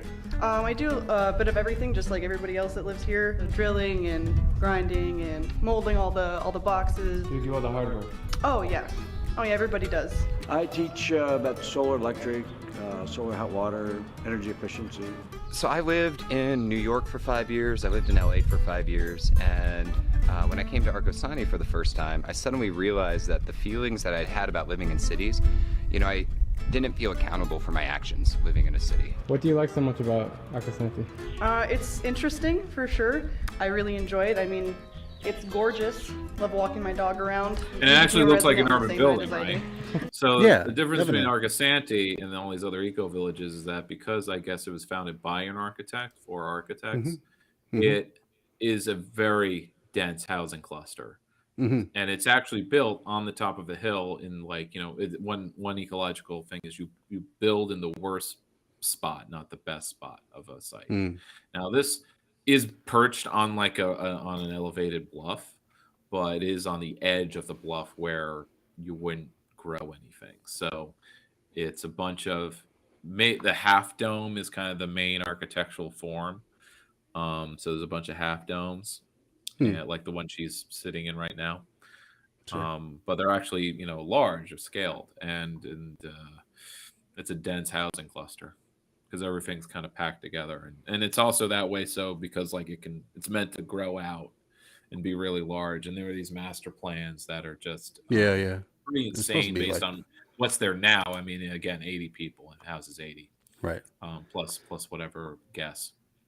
Yeah, wasn't the original idea was like hundreds of thousands of people eventually? Yeah, give Like them an give them a actual few city million in the desert? dollars. Give them a few Yeah. million dollars, and it could be town size. And they do have the land for it, I suppose. It is halfway between like Flagstaff and like she said, Prescott. It's nearby. Phoenix. I looked up on the map. I was really, really disappointed that when I was in Arizona last, and it will probably be the last time. I don't plan on going back to Arizona ever again. But yeah. if I do, it will be to do the workshop at Arco Santi, I guess. Halfway. I mean, it's split between going there and doing the workshop, or doing like the Earth ship, in the Earth ship town in New Mexico. But funny how all these places are always in these like tropical or desert climates. Yeah, right. It's almost like if they had to shovel snow, they wouldn't have time to do any of the The whole other thing would work. break down. Oh, Yeah, it would God, all don't break know that. down. It would all break down. Yeah. So it's funny to think about that. But when we were there, it was before I went to architecture school at all, so I didn't know about it at all. And my parents or my mother said we stopped at Taliesin West, which also has. yeah, I've been there. Oh, you have. So it's also Yeah. it also has a college workshop program. Uh-huh. It's actually like a whole 2-year program actually. And I was actually kind of like considering, or like, what would it take to apply to this? But they also said like your first semester is like you live in a tent, and then the next year you build your own house or something. Okay. It's like, well, that seems really intense based on. I kind of just wanted the normal college experience. Thank you. Yeah. I wanted the comfort of being in a campus and a city. And Didn't want that yurt life. No, Oh, yeah. I wasn't that intense of a hippie, I guess, and I wasn't that committed, and especially not to the Frank Lloyd Wright kind of like. I didn't know how much I liked it or not liked it. I didn't want to commit to something I wasn't sure about yet. Sure. But what college student would be? So, but maybe it was a matter of age, where like these are grad students. Sure.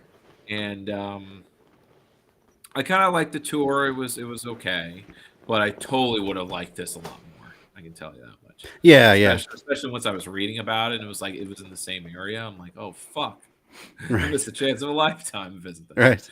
And but they're adding like a new building every decade. That's Oh, kind okay. of the rate they're going at.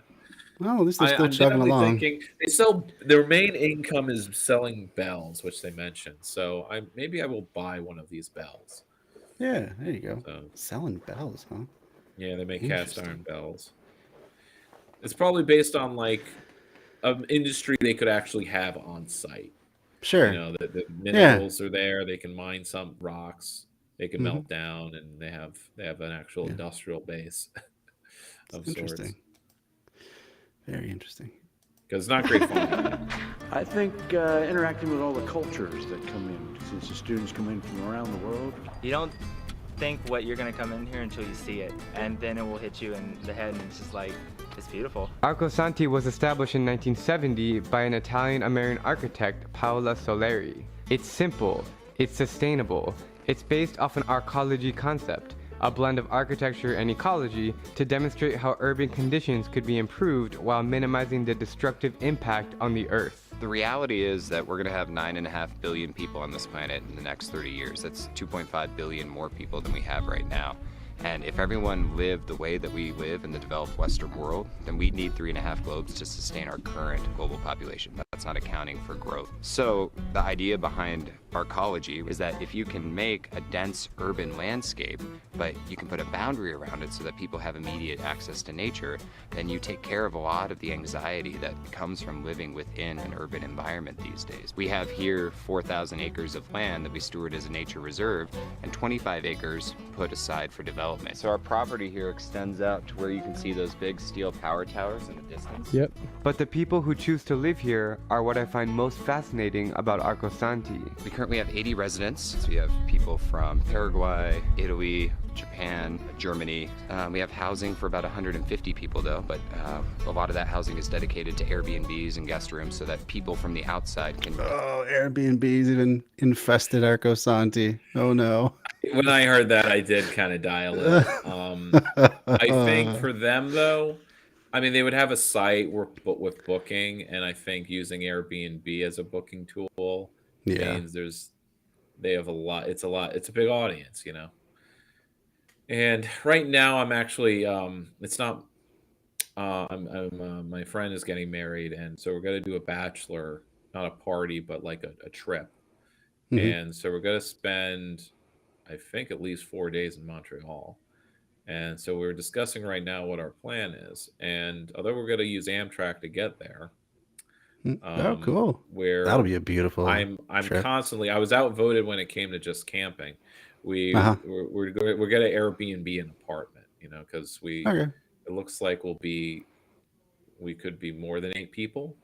Otherwise, you know, I'm like, can we just get like 2 hotel rooms and we'll share Sure. beds, you know, and we Right, could right. fit 8 people in 2 rooms. But it looks like we'd rather pay, you know, $350 a night for an apartment that It makes sense. 10 Like, could sleep in. yeah. But like again, the conversation's like, well, we also want a place we can actually hang out in. I'm like, if I'm in Montreal, I don't want to hang out in no apartment. Right. You know, Yeah. I want to be hitting See the town. local place. Yeah. And Absolutely. which is strange because that's something Mike, when I was talking about going to Toronto with him, and you know, and he was talking about hitting the town and stuff, and I was like, well, you know, maybe I just want to bike around and stuff. And it's like, it's like, well, you could do that in Orlando, Dan. And that's where I was like, get the fuck out of my house. And I didn't talk Do to that him in for I didn't talk to Orlando. him for like Jeez. months after that, by the way. But water under the bridge. But now it seems like it will be a chill, just like, you know, guys weekend. Because we're all like artist types, you know. That's cool. That sounds like a lot of fun. Man, I love traveling by Amtrak. It has to be the most beautiful, relaxing way to travel, especially compared to like air travel. Oh my Travel to too God. many places, So much though. better. I mean, I keep looking at the map of the Amtrak lines, and it's just like Yeah. nowhere. Right. It's just the main metro areas, and that's it. Yeah. Yeah. Even It's they are not really unfortunate. webbed together. They could be. Their track is there. It's just a matter Right. of running Just lines. unused and Amtrak says, "Yep, unmaintained. we'll have 2 new lines in 10 years." Well, see, and even though it's Atlanta to subsidized, Memphis.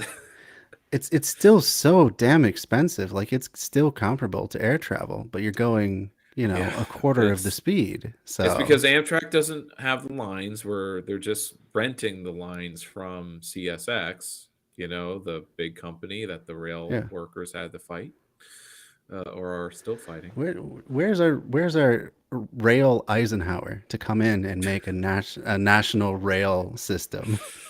Right. Kind of interesting how it's like, yeah, we needed highways to, well, yeah, because tanks, you know, you could ride between town to town using the highways, you know, and that's because that's what was tough about, you know, the fighting in Europe was that, like, you know, there's no big wide road.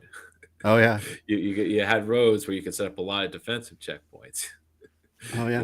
You know, Like but he was impressed by the Autobahn, which was not Mhm.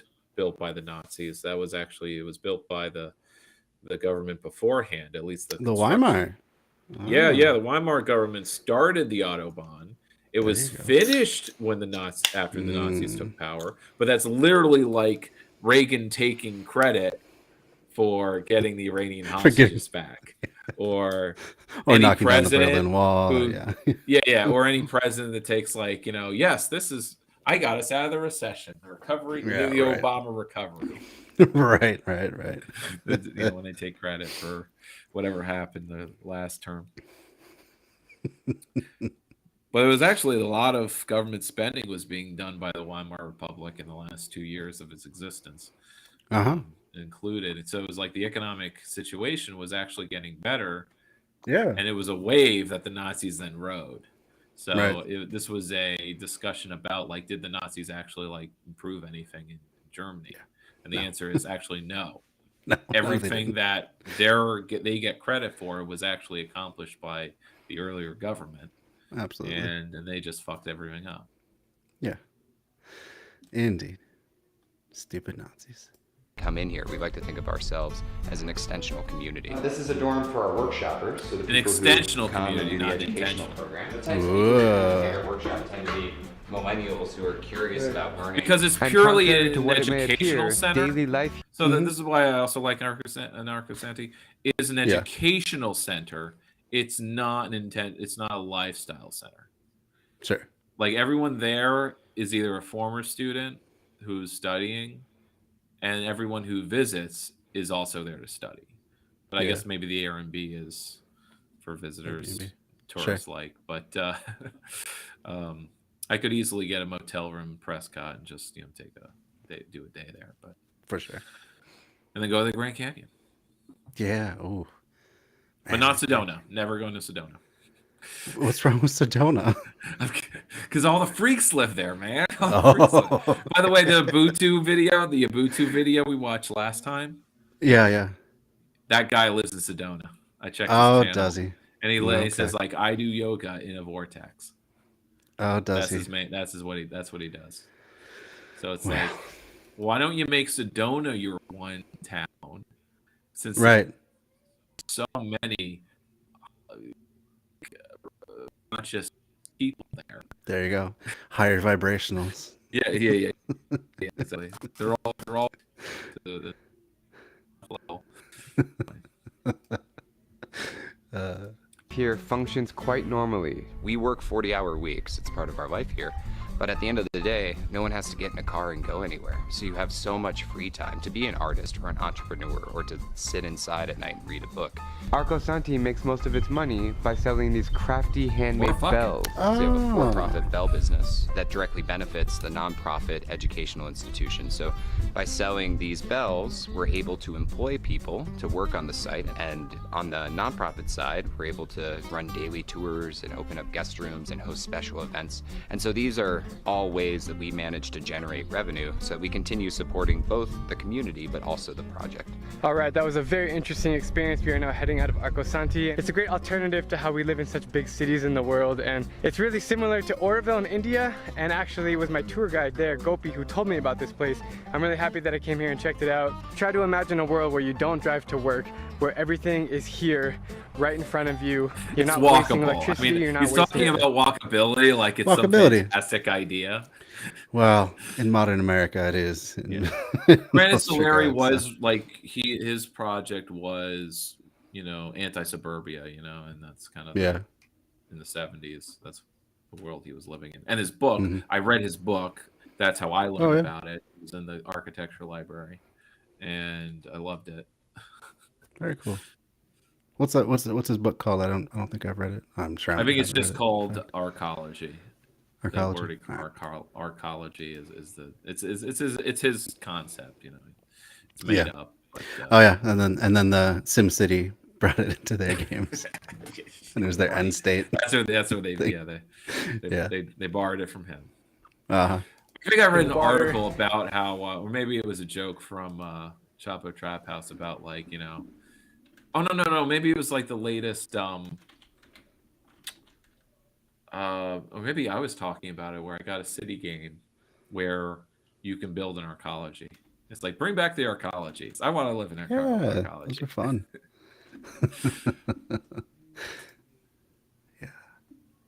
Of course, in SimCity 2000, I thought they looked pretty ugly. Really? I thought there was a couple of them that looked kind of cool. That had like I'll look a up big the pictures of them, and river. One looks like a big digestive system thing. That's true. The one with all the tubes in it. Yeah. A box. That's supposed to be the forest one. Yeah. Well, one has a dome forest on top of it. But yeah, let's see. Yeah, let's I'll look them up quick. Oh, you can do it real quick. Okay. Just going down the rabbit hole with with half an hour left. We'll just look up. Okay, here's a picture of all of them. We'll pull this up. Okay, good. We get all the ones. So here they are. So, right, yeah, one I of can them see looks the- like the- a contemporary art sculpture. Right. One looks like the pyramid from Blade Runner. Blade Runner. It looks like the Tyrell Corporation from Blade Runner. Right, and they got the big TV screen just right onto the city Right, streets. yeah. So it's like these look more dystopian than Utopia. That one's a little dystopian. The one The I liked first was this one two- with all the mountains and there's the river and Yeah, right. that was And kind of it's- cool. That's what out of like the solar punk utopia like art kind of is working off of. Mhm. Even though it's a total like big industrial thing, you know. But to me, it just seems like a trash can. You know, those are trash cans. Yeah, they do kind of look like trash cans. You're right. So. Oh, that's funny. Sustainable living, that is what you call Arcosanti. And lastly, I take you to southern Spain to visit another experimental community called Sacramento. Okay, can you pause it actually? What's up, guys? Drubinski. It just made me think of a wonderful comic from Subnormality called Samantha Schultz, Modern Architect. And the joke of it is that she actually wants to ruin the world. She's like a psychopath.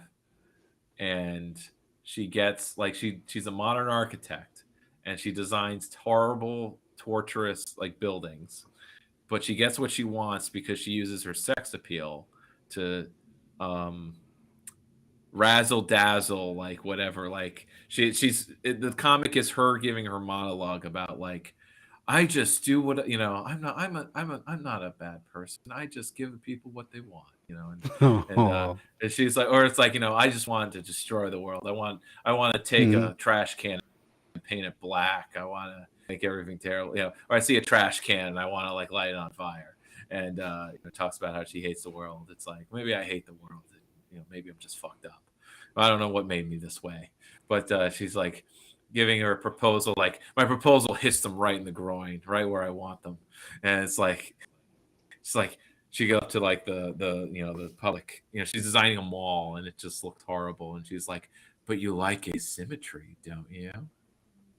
And then I have them when I want them, and then I'm gone, and then and the project's done, and they're left in a heap of puddle of their tears. And it's like the last panel is her walking away, where the guy's like, "What have we done?"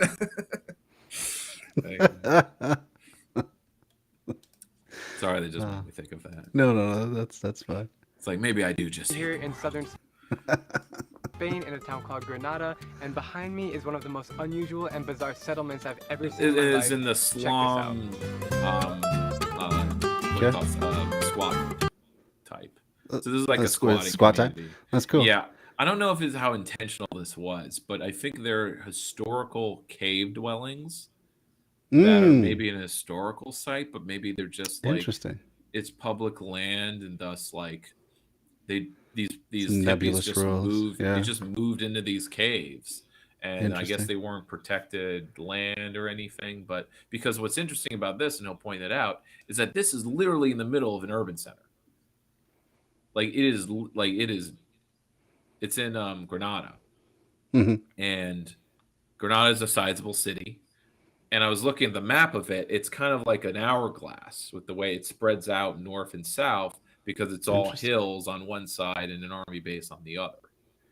And this is in the hills section where there's just no development whatsoever.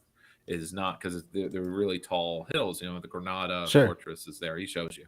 Anyway, let's go. Okay, cool. Let's go. So yeah, pirates, weed. What's your favorite thing about living here? What kind of dress? In this place not exist a lie. You exist in your life. If you are a bad person, people don't give you a chance to live. Of course. ¿Para qué viniste? ¿Por qué? Bueno clima, bueno país. ¿Qué es lo que más te gusta de vivir aquí? Estoy muy tranquilo. Absolutely verdad. Claro. No problem por ser, mire. Marihuana, todo. No problema, no problema. That's the marijuana plant. No problema. I like, but it's a little hard many caves, there are not basic service like water. Do you have water in your location? No. No. Whoa. I'm going to Fuente del Avellano, 2 kilometers more or less. Tucked away in the hills of Granada, in a neighborhood called Sacromonte, you will find these abandoned caves that look like hobbit homes. These mountains kind of remind me of the hills of LA. It's like deserty, these brown shrub, and there's just these caves inside. These people are living inside of the mountain.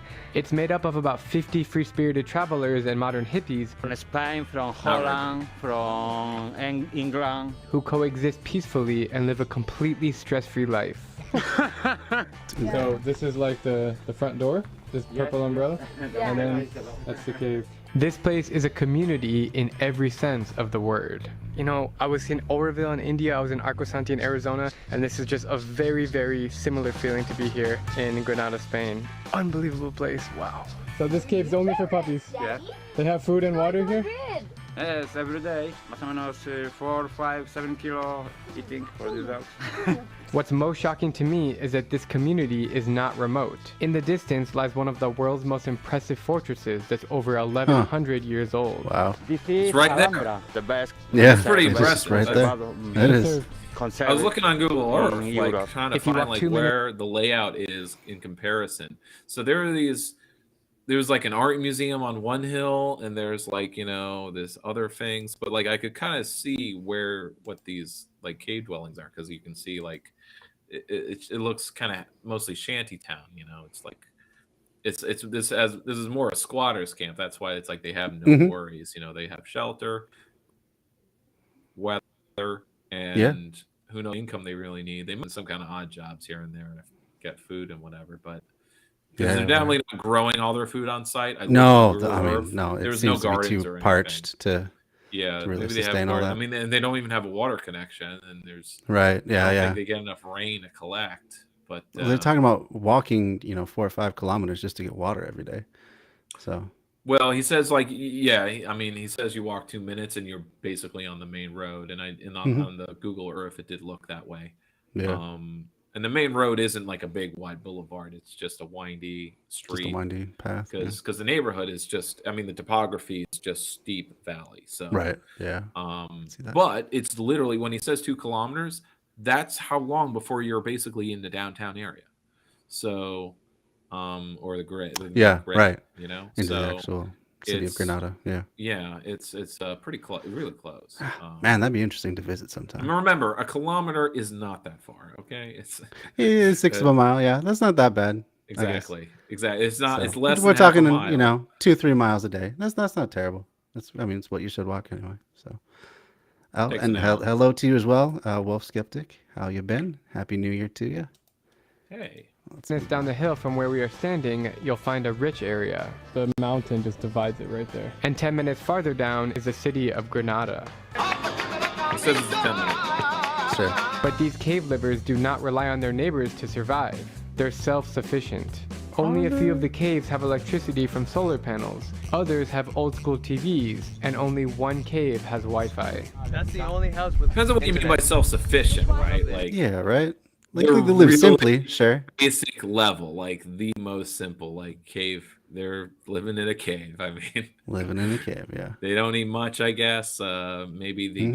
just buy food, but maybe it's they're growing something. I mean, you can see Yeah. vegetation. So Yeah. But Well, and that's the permaculture way. You yeah, can grow I mean, stuff like anywhere. Just a bag of rice and some seasoning.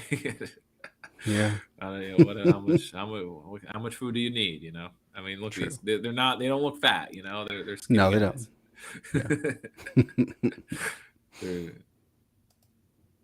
I've been in a weird place in my life. I see I've it. been signing off of Twitch most of often, but you.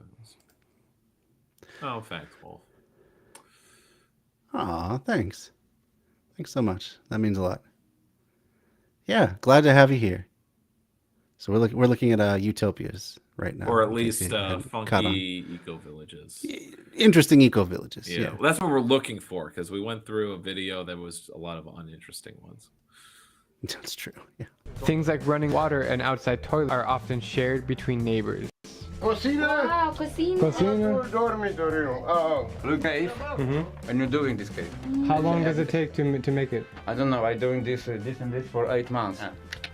I'm scratching. Every time you're scratching. So when are you going to finish this? I don't know. I have all the life for this. He was in the street in Granada and sleeping in the street. He was homeless and he met a Venezuelan. The Venezuelan told him, don't sleep in the street. I have a cave here in Sacromonte. You can come with me. Su casa. Yes. Can I come? Coming. Here are the bed. It's actually cooler weather in here than outside because it's super hot outside. The second you walk in here, it feels much better.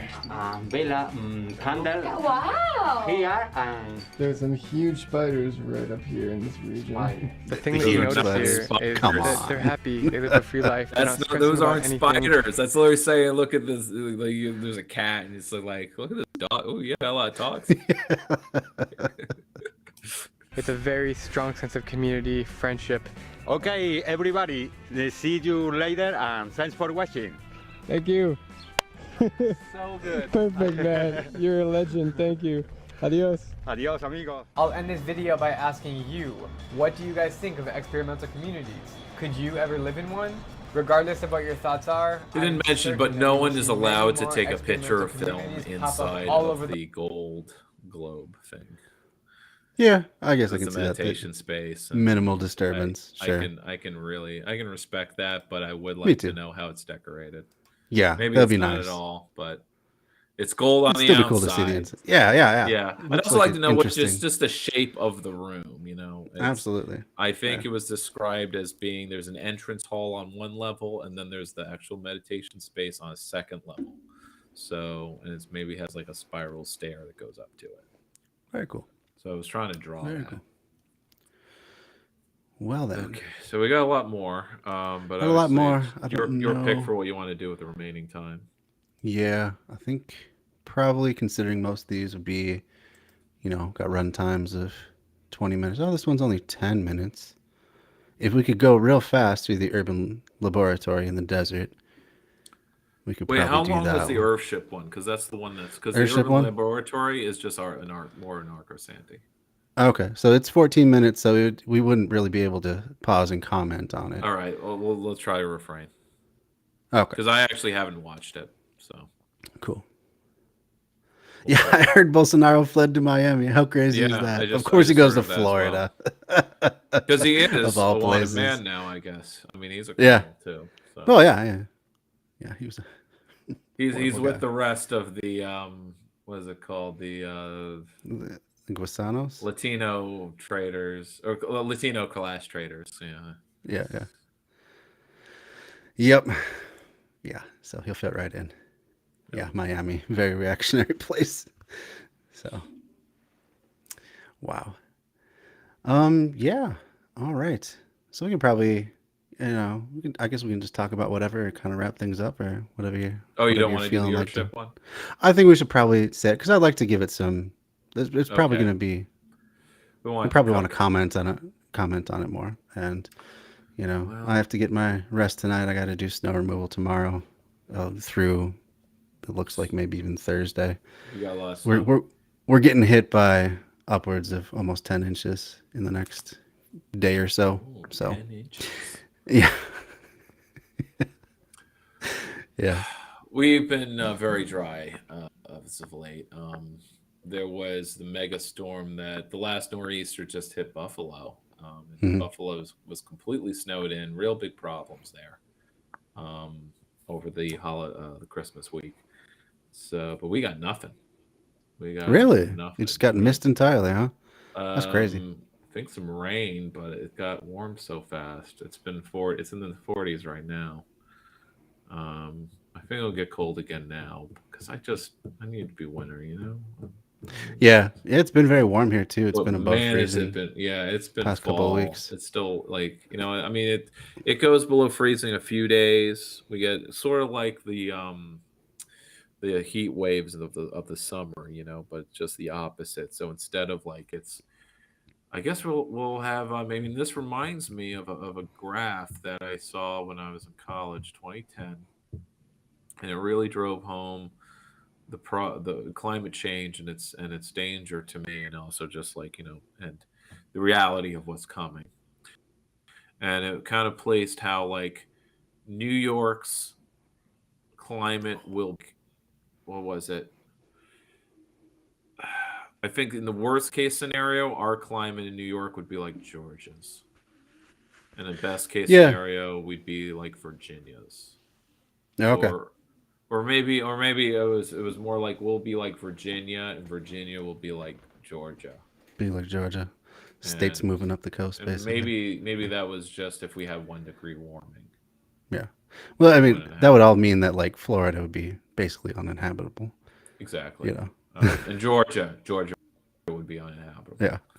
Up to tons of climate refugees all over the place. But thinking about like, future. what Virginia climate is like, because, I've been there once. Mm-hmm. And it's like New York would also kind of feel uninhabitable if it was like Virginia. Yeah, you think so, yeah?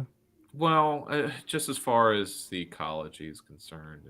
Well, definitely a big shock to the system. Yeah, big show. I mean, it's not all at once, but it was over a 50-year time frame. I think it was like projecting in 2080. What would just as also a way of constituting what does it mean for the climate to change 1 degree? Yeah. And what does that like? It means to actually be able to say, not just say it will raise the ocean, this many inches. To say no, it's make our weather like this tropical or so, like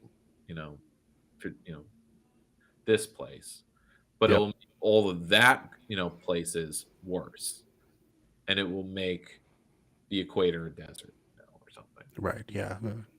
Middle of the planet would be just, because otherwise it's like you get the 90s jokes we discussed where it's like, oh, this is global warming, it's great, give me more of that. I'd love to be swimming in the middle of December. It's like, more carbon in the atmosphere, it's good for plants. That's what they don't tell you. Better.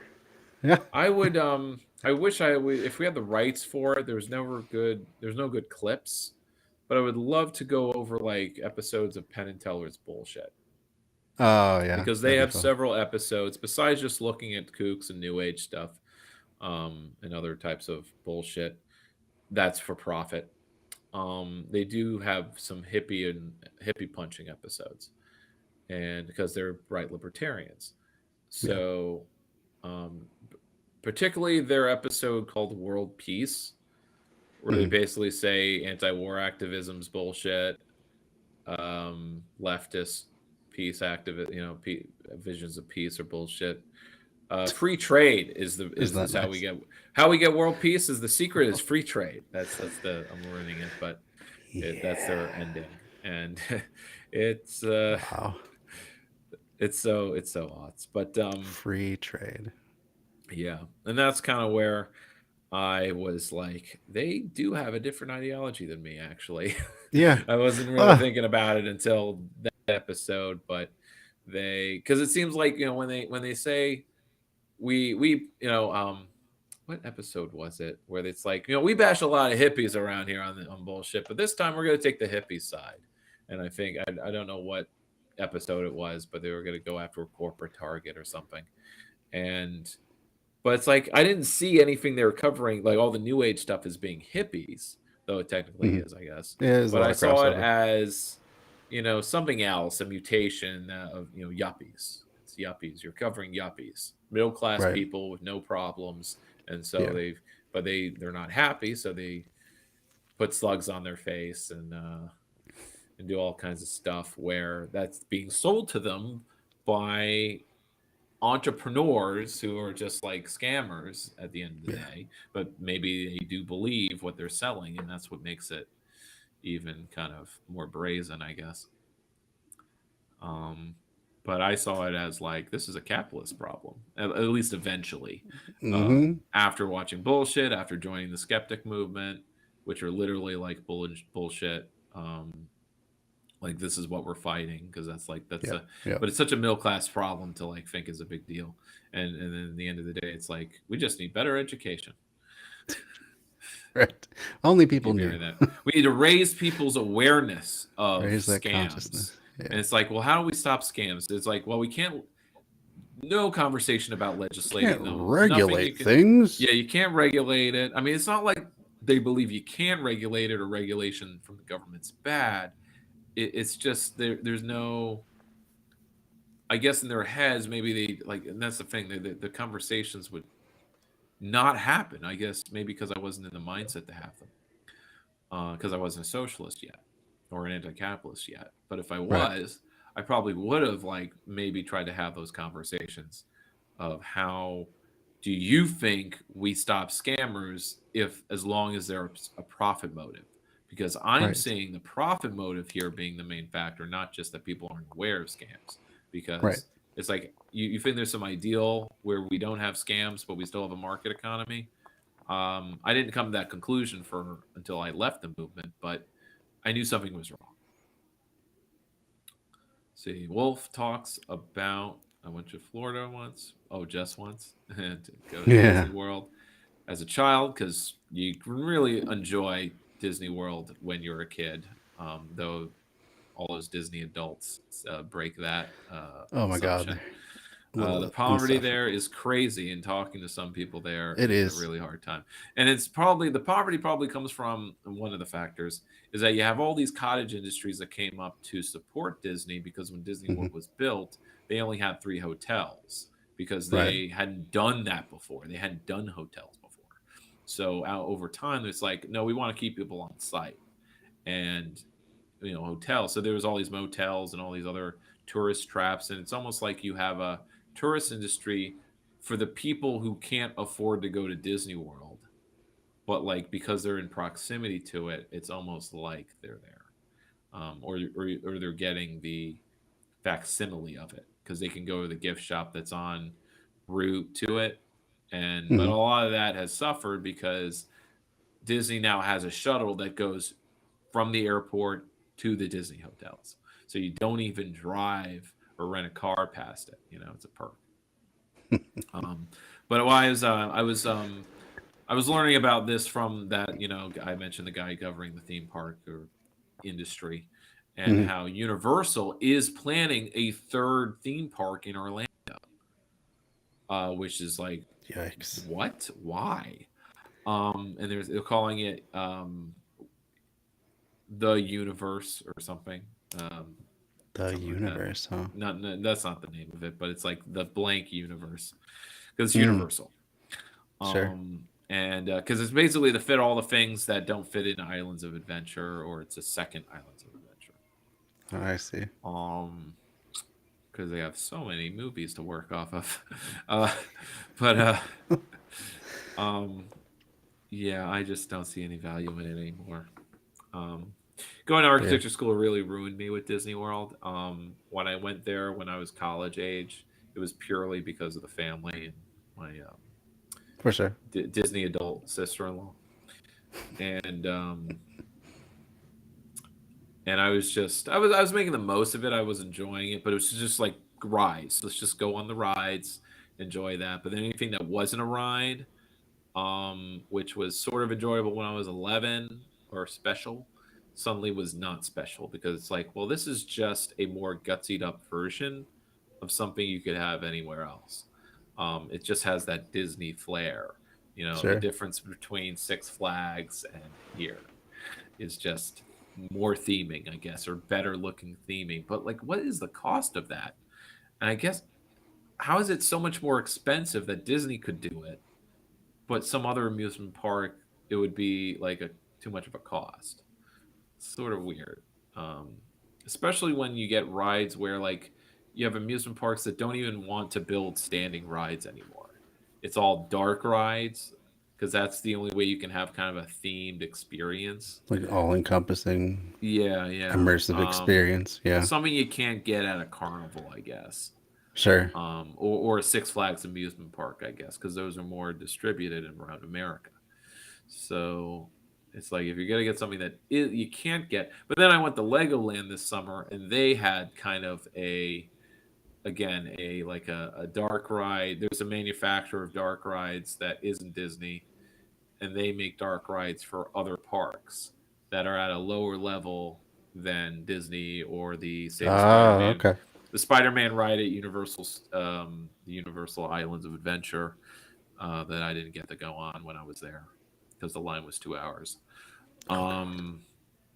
It was opening week. I went there like the week okay. it opened, or it was the week. It was like the pre-week. It was the week before the official opening. Interesting time at Islands of Adventure going I there. bet. But it was the thing was everybody was in the Marvel area, right? Everyone was there. I That's went to why Marvel. all the Marvel rides had 2-hour lines. Everything else had no line. So I went on everything else. Oh, twice. go on everything else. Like So I went Marvel's on everything alright. else. I went on everything else twice. I didn't get to go on the Hulk coaster. And The Hulk ride's okay. Yeah. Yeah. Interesting thing I learned from the video is the theme park rights to Marvel. Universal holds them, but only east of the Mississippi. Oh. And Disney, because I think this is the deal they made when Disney bought Marvel. Right. Right? Because Universal had the rights to Marvel for the theme parks. Mm-hmm. And I guess the deal they made was since Universal doesn't have any theme parks in LA, Disney can build Marvel stuff west of the Mississippi, but not east of the Mississippi. Oh, that's crazy. So Universal can have their Marvel section of their park, which is more comic and 90s style. Yeah. And not the movies and Disney Plus No. style, which is it ages better. I can It's kind of fun. Yeah, it's more fun actually. You can be campy with things. Mm-hmm. The Disney Avengers campus, I mean, they're not getting good reviews because it's just too like it's synergy with Disney Plus and nothing else. Gotcha. And the rides aren't even like good, you know. Oh, that's and if the rides aren't good, I'm not. Yeah, what's the point of going? Whatsoever. You know, not that I'm ever going to Florida again. Never. There's other amusement parks to go to, which I kind of want to do actually, but they're mostly Six Flags or some other non that hasn't been absorbed into that monster. Right. Hershey Park's really good. Is it really? Oh yeah, and because the thing I really there. like about Hershey Park is its footprint is smaller. It has a lot of rides. It's a little more compact. And it is, and the theming's just chocolate, you know. So it doesn't. It's simpler. It makes they don't spend a lot of money, and I think this comes from the fact that the park was built by the union, like the workers union. Okay. Built Hershey Park. So it's not a commercial enterprise only. Or rather, I mean, it is one, of course. But, I mean, it was built for the workers, by the workers. So interesting. It's just the rides. More money Just was the put rides, into the rides. So there's really good roller the coasters. theming part. The theming is almost incidental. Chocolate, There actually isn't any theming. There's the Hershey factory ride that's at the back of the park. Uh-huh. But there's actually very little in the way of theming, and that's what I like. I like just it's kind of cool. The rides and a good atmosphere, and it's compact, so there's not a lot of walking. You don't have to walk a whole bunch. Though I suppose I could be talked into going to Busch Gardens in Virginia again, because when I went, I was too young to go on any roller coasters. So no, and they have some coasters there. So sure. Though I think the Pompeii ride has been completely debased. They had a flume ride. It was just a log flume. Or it wasn't a log flume. They have a log flume that's separate. But they have it's like the kind of like flume ride where it's just one large carriage instead of a log with 2 people in it. It was a thing where you put 20 people in it. Mm-hmm. And it goes up. It goes into like a dark room where you're in it's just doing this half circle in the flume, but it's like you're surrounded by Roman themed stuff on fire. Sure. It's very hot, and then you're released outside down the really steep 60-degree chute. Flume, yeah. And it was very nice, very refreshing. Well, the that's areas fun. are That sounds themed fun, after though. it's kitschy Europe is the theme. Busch Gotcha. Gardens, Virginia. Yeah, never been. I don't think I've ever been to that one. Well, Yep. you gotta travel around. I do gotta travel more. I guess this is my reason to now. The compromise was always like whatever we did on family trips, we would also do an equal amount of outdoorsy hiking. So we would do some hiking or camping somewhere not near any park we would go to. Sure. We also spent a day at Colonial Williamsburg, which I remember very little of actually. Probably not a big loss. But I had a book in college where it was kind of it was a history of kind of amusement parks in America. And it put Colonial Williamsburg, it was also about fakeness in architecture. And called like the places that weren't, or the places that aren't there. And Colonial Williamsburg was actually kind of the first chapter. And it was actually talked about how that was like the first tourist attraction type of, not an amusement park, but I mean, I guess it is kind of as a living museum, but it was also kind of a fake place because a lot of the renovations of the colonial era buildings was kind of faked up, like embellished. It wasn't to historical preservationist standards because it was done in the 30s or the 20s. It was really early in the century. So like while amusement parks were still just like urban, like carnival stuff like Coney Island, you didn't have the real amusement park yet. You had, or at least in terms of fake environments for people to come visit, it was using Colonial Williamsburg as the prototype. Like that was the first one. Really interesting stuff. Interesting. Yeah. I have to look into that. That's cool. All right. Well, we should probably wrap it up. It is after 9 o'clock my time. So it is time Story to time is get out of here. But I enjoyed it though. It was a lot of fun. Oh, Great Wolf videos said as he's always. In Alberta, and is it cold in Alberta? I guess it's cold right now because the cold weather is definitely. You were saying earlier they were getting Midwest, negative 45 C wind chills, an actual negative 35 C. Yeah, but there's But all right. Yeah. Well, cool. So, anything on the horizon for you, Dan, that you want to bring up or talk Gonna about? do my show Tuesday, though. I'll post that episode maybe by the end of the week. I've got a lot to do, and I've got some momentum, I guess, from the long weekend. But future weekends, people are doing stuff, which may get in the way of me doing stuff on my own time. But it's just I just have to do more in the evenings.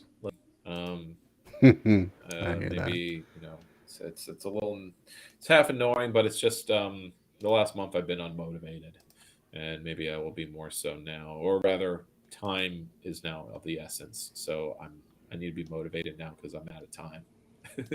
I actually have a schedule I need to actually keep. And, Sure. Yeah. Which because up to this point, it's sort of been like, finish it if you can. It's not a big deal. No one cares. At the end of the now year tends to I go. need to care.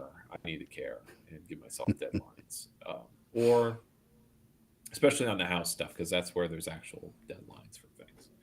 Which is, it's been a long time since I've ever had deadlines to meet. So it has been so long since I've actually had a real deadline in my life. Wow. Which is interesting. Yeah, definitely. Yeah. Okay. Very cool. All right. So yeah, check out 3lefts.news. You can find out for all the stuff. A lot of listening, a lot of stuff to listen Dan is to. working on. Don't have to listen to all of it, but I would enjoy it if you did and commented and send me a message of encouragement because I really need Absolutely. it. Yeah. I do. No. Yeah, I need some affirmations.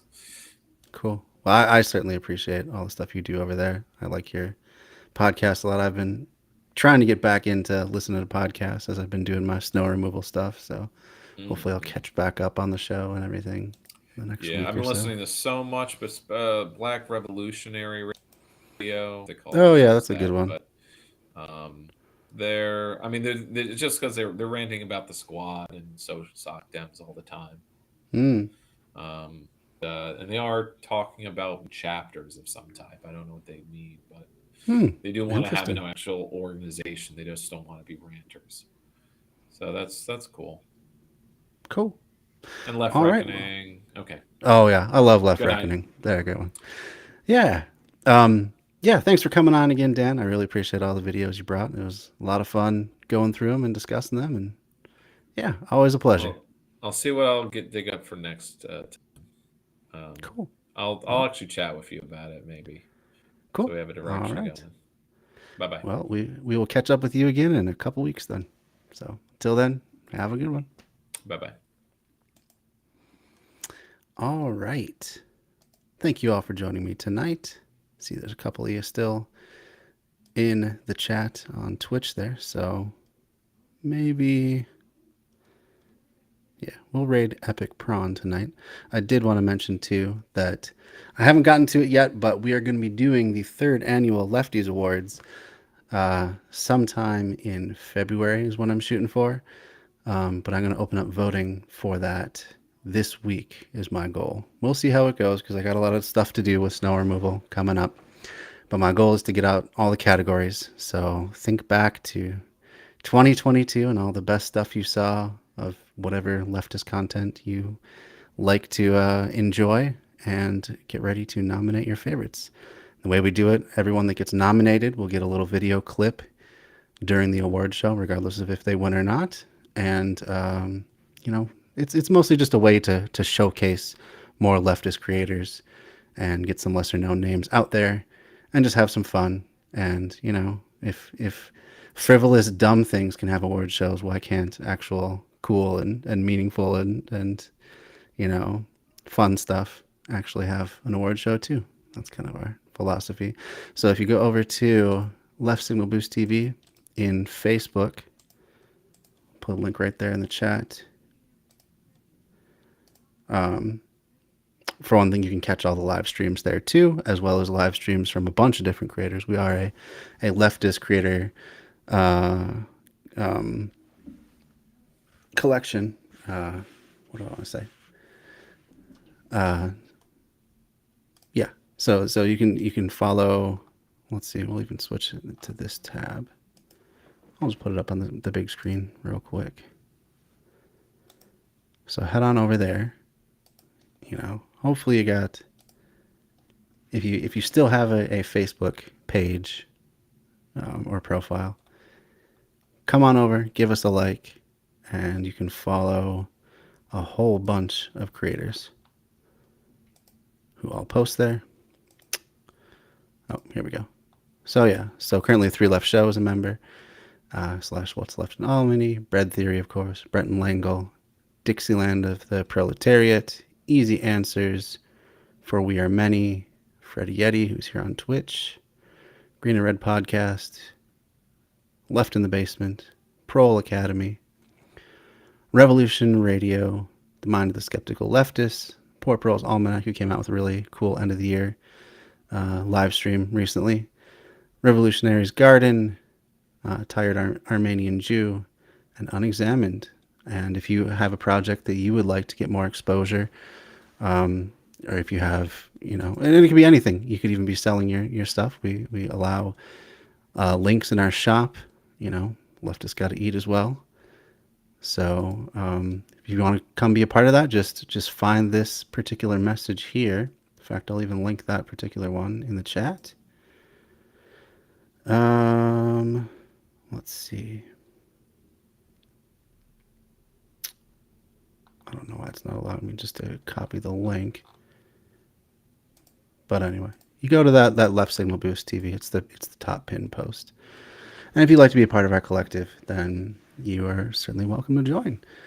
You know, we don't ask for dues or anything like that. It's just basically you do a leftist project of any kind and you want to get more exposure. We're just coming together to collectively promote one another and have one single place where people can come to find out about all kinds of great stuff. We have 1.3 thousand followers so far. That grows all the time. So it's a good place for especially small creators to get more exposure. But the point of all this being that we also every year put on this Lefties Award show. So it's always a fun time. A whole bunch of different categories, basically any sort of medium that you can think of, from podcasts to live streams to just basically YouTube channels, what have you, artists, any sort of leftist creation medium is represented there. And we always have categories for new creators within the particular medium, as well as just the best of the year too. So it's a fun time. So look forward to that. Look forward to the voting opening soon, or the nomination process opening soon. Probably going to be like a 2-week deal. Then we'll close up nominations and we'll start voting. And then whichever categories, we come up with and nominees, so I'll put together a little highlights reel and I'll announce the winners on a night to be determined, but shooting for mid-February. So right around like Valentine's Day time for the awards show itself. So look forward to that anyway. Thank you all for joining. Doesn't look like anyone's left to raid, but that's okay. We will shout out Epic Prawn nonetheless. We'll do a good shout out to our friend Epic Prawn.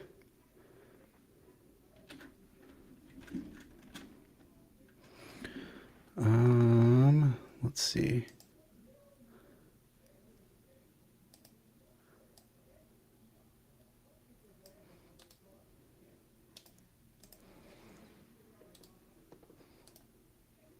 I think it works even if, yeah, should work even if they're not in the chat right now. So there you go. Check out Epic Prawn, another great leftist creator. They don't do just leftist stuff. They're more variety, but they always are a fun time to watch. So check them out. And I will see you all next time. I'm not sure if I'm going to stream it all the rest of this week because like I say, I got lots of snow removal coming up. But if I do, I will let you all know. And in the meantime, have a good night. Happy New Year.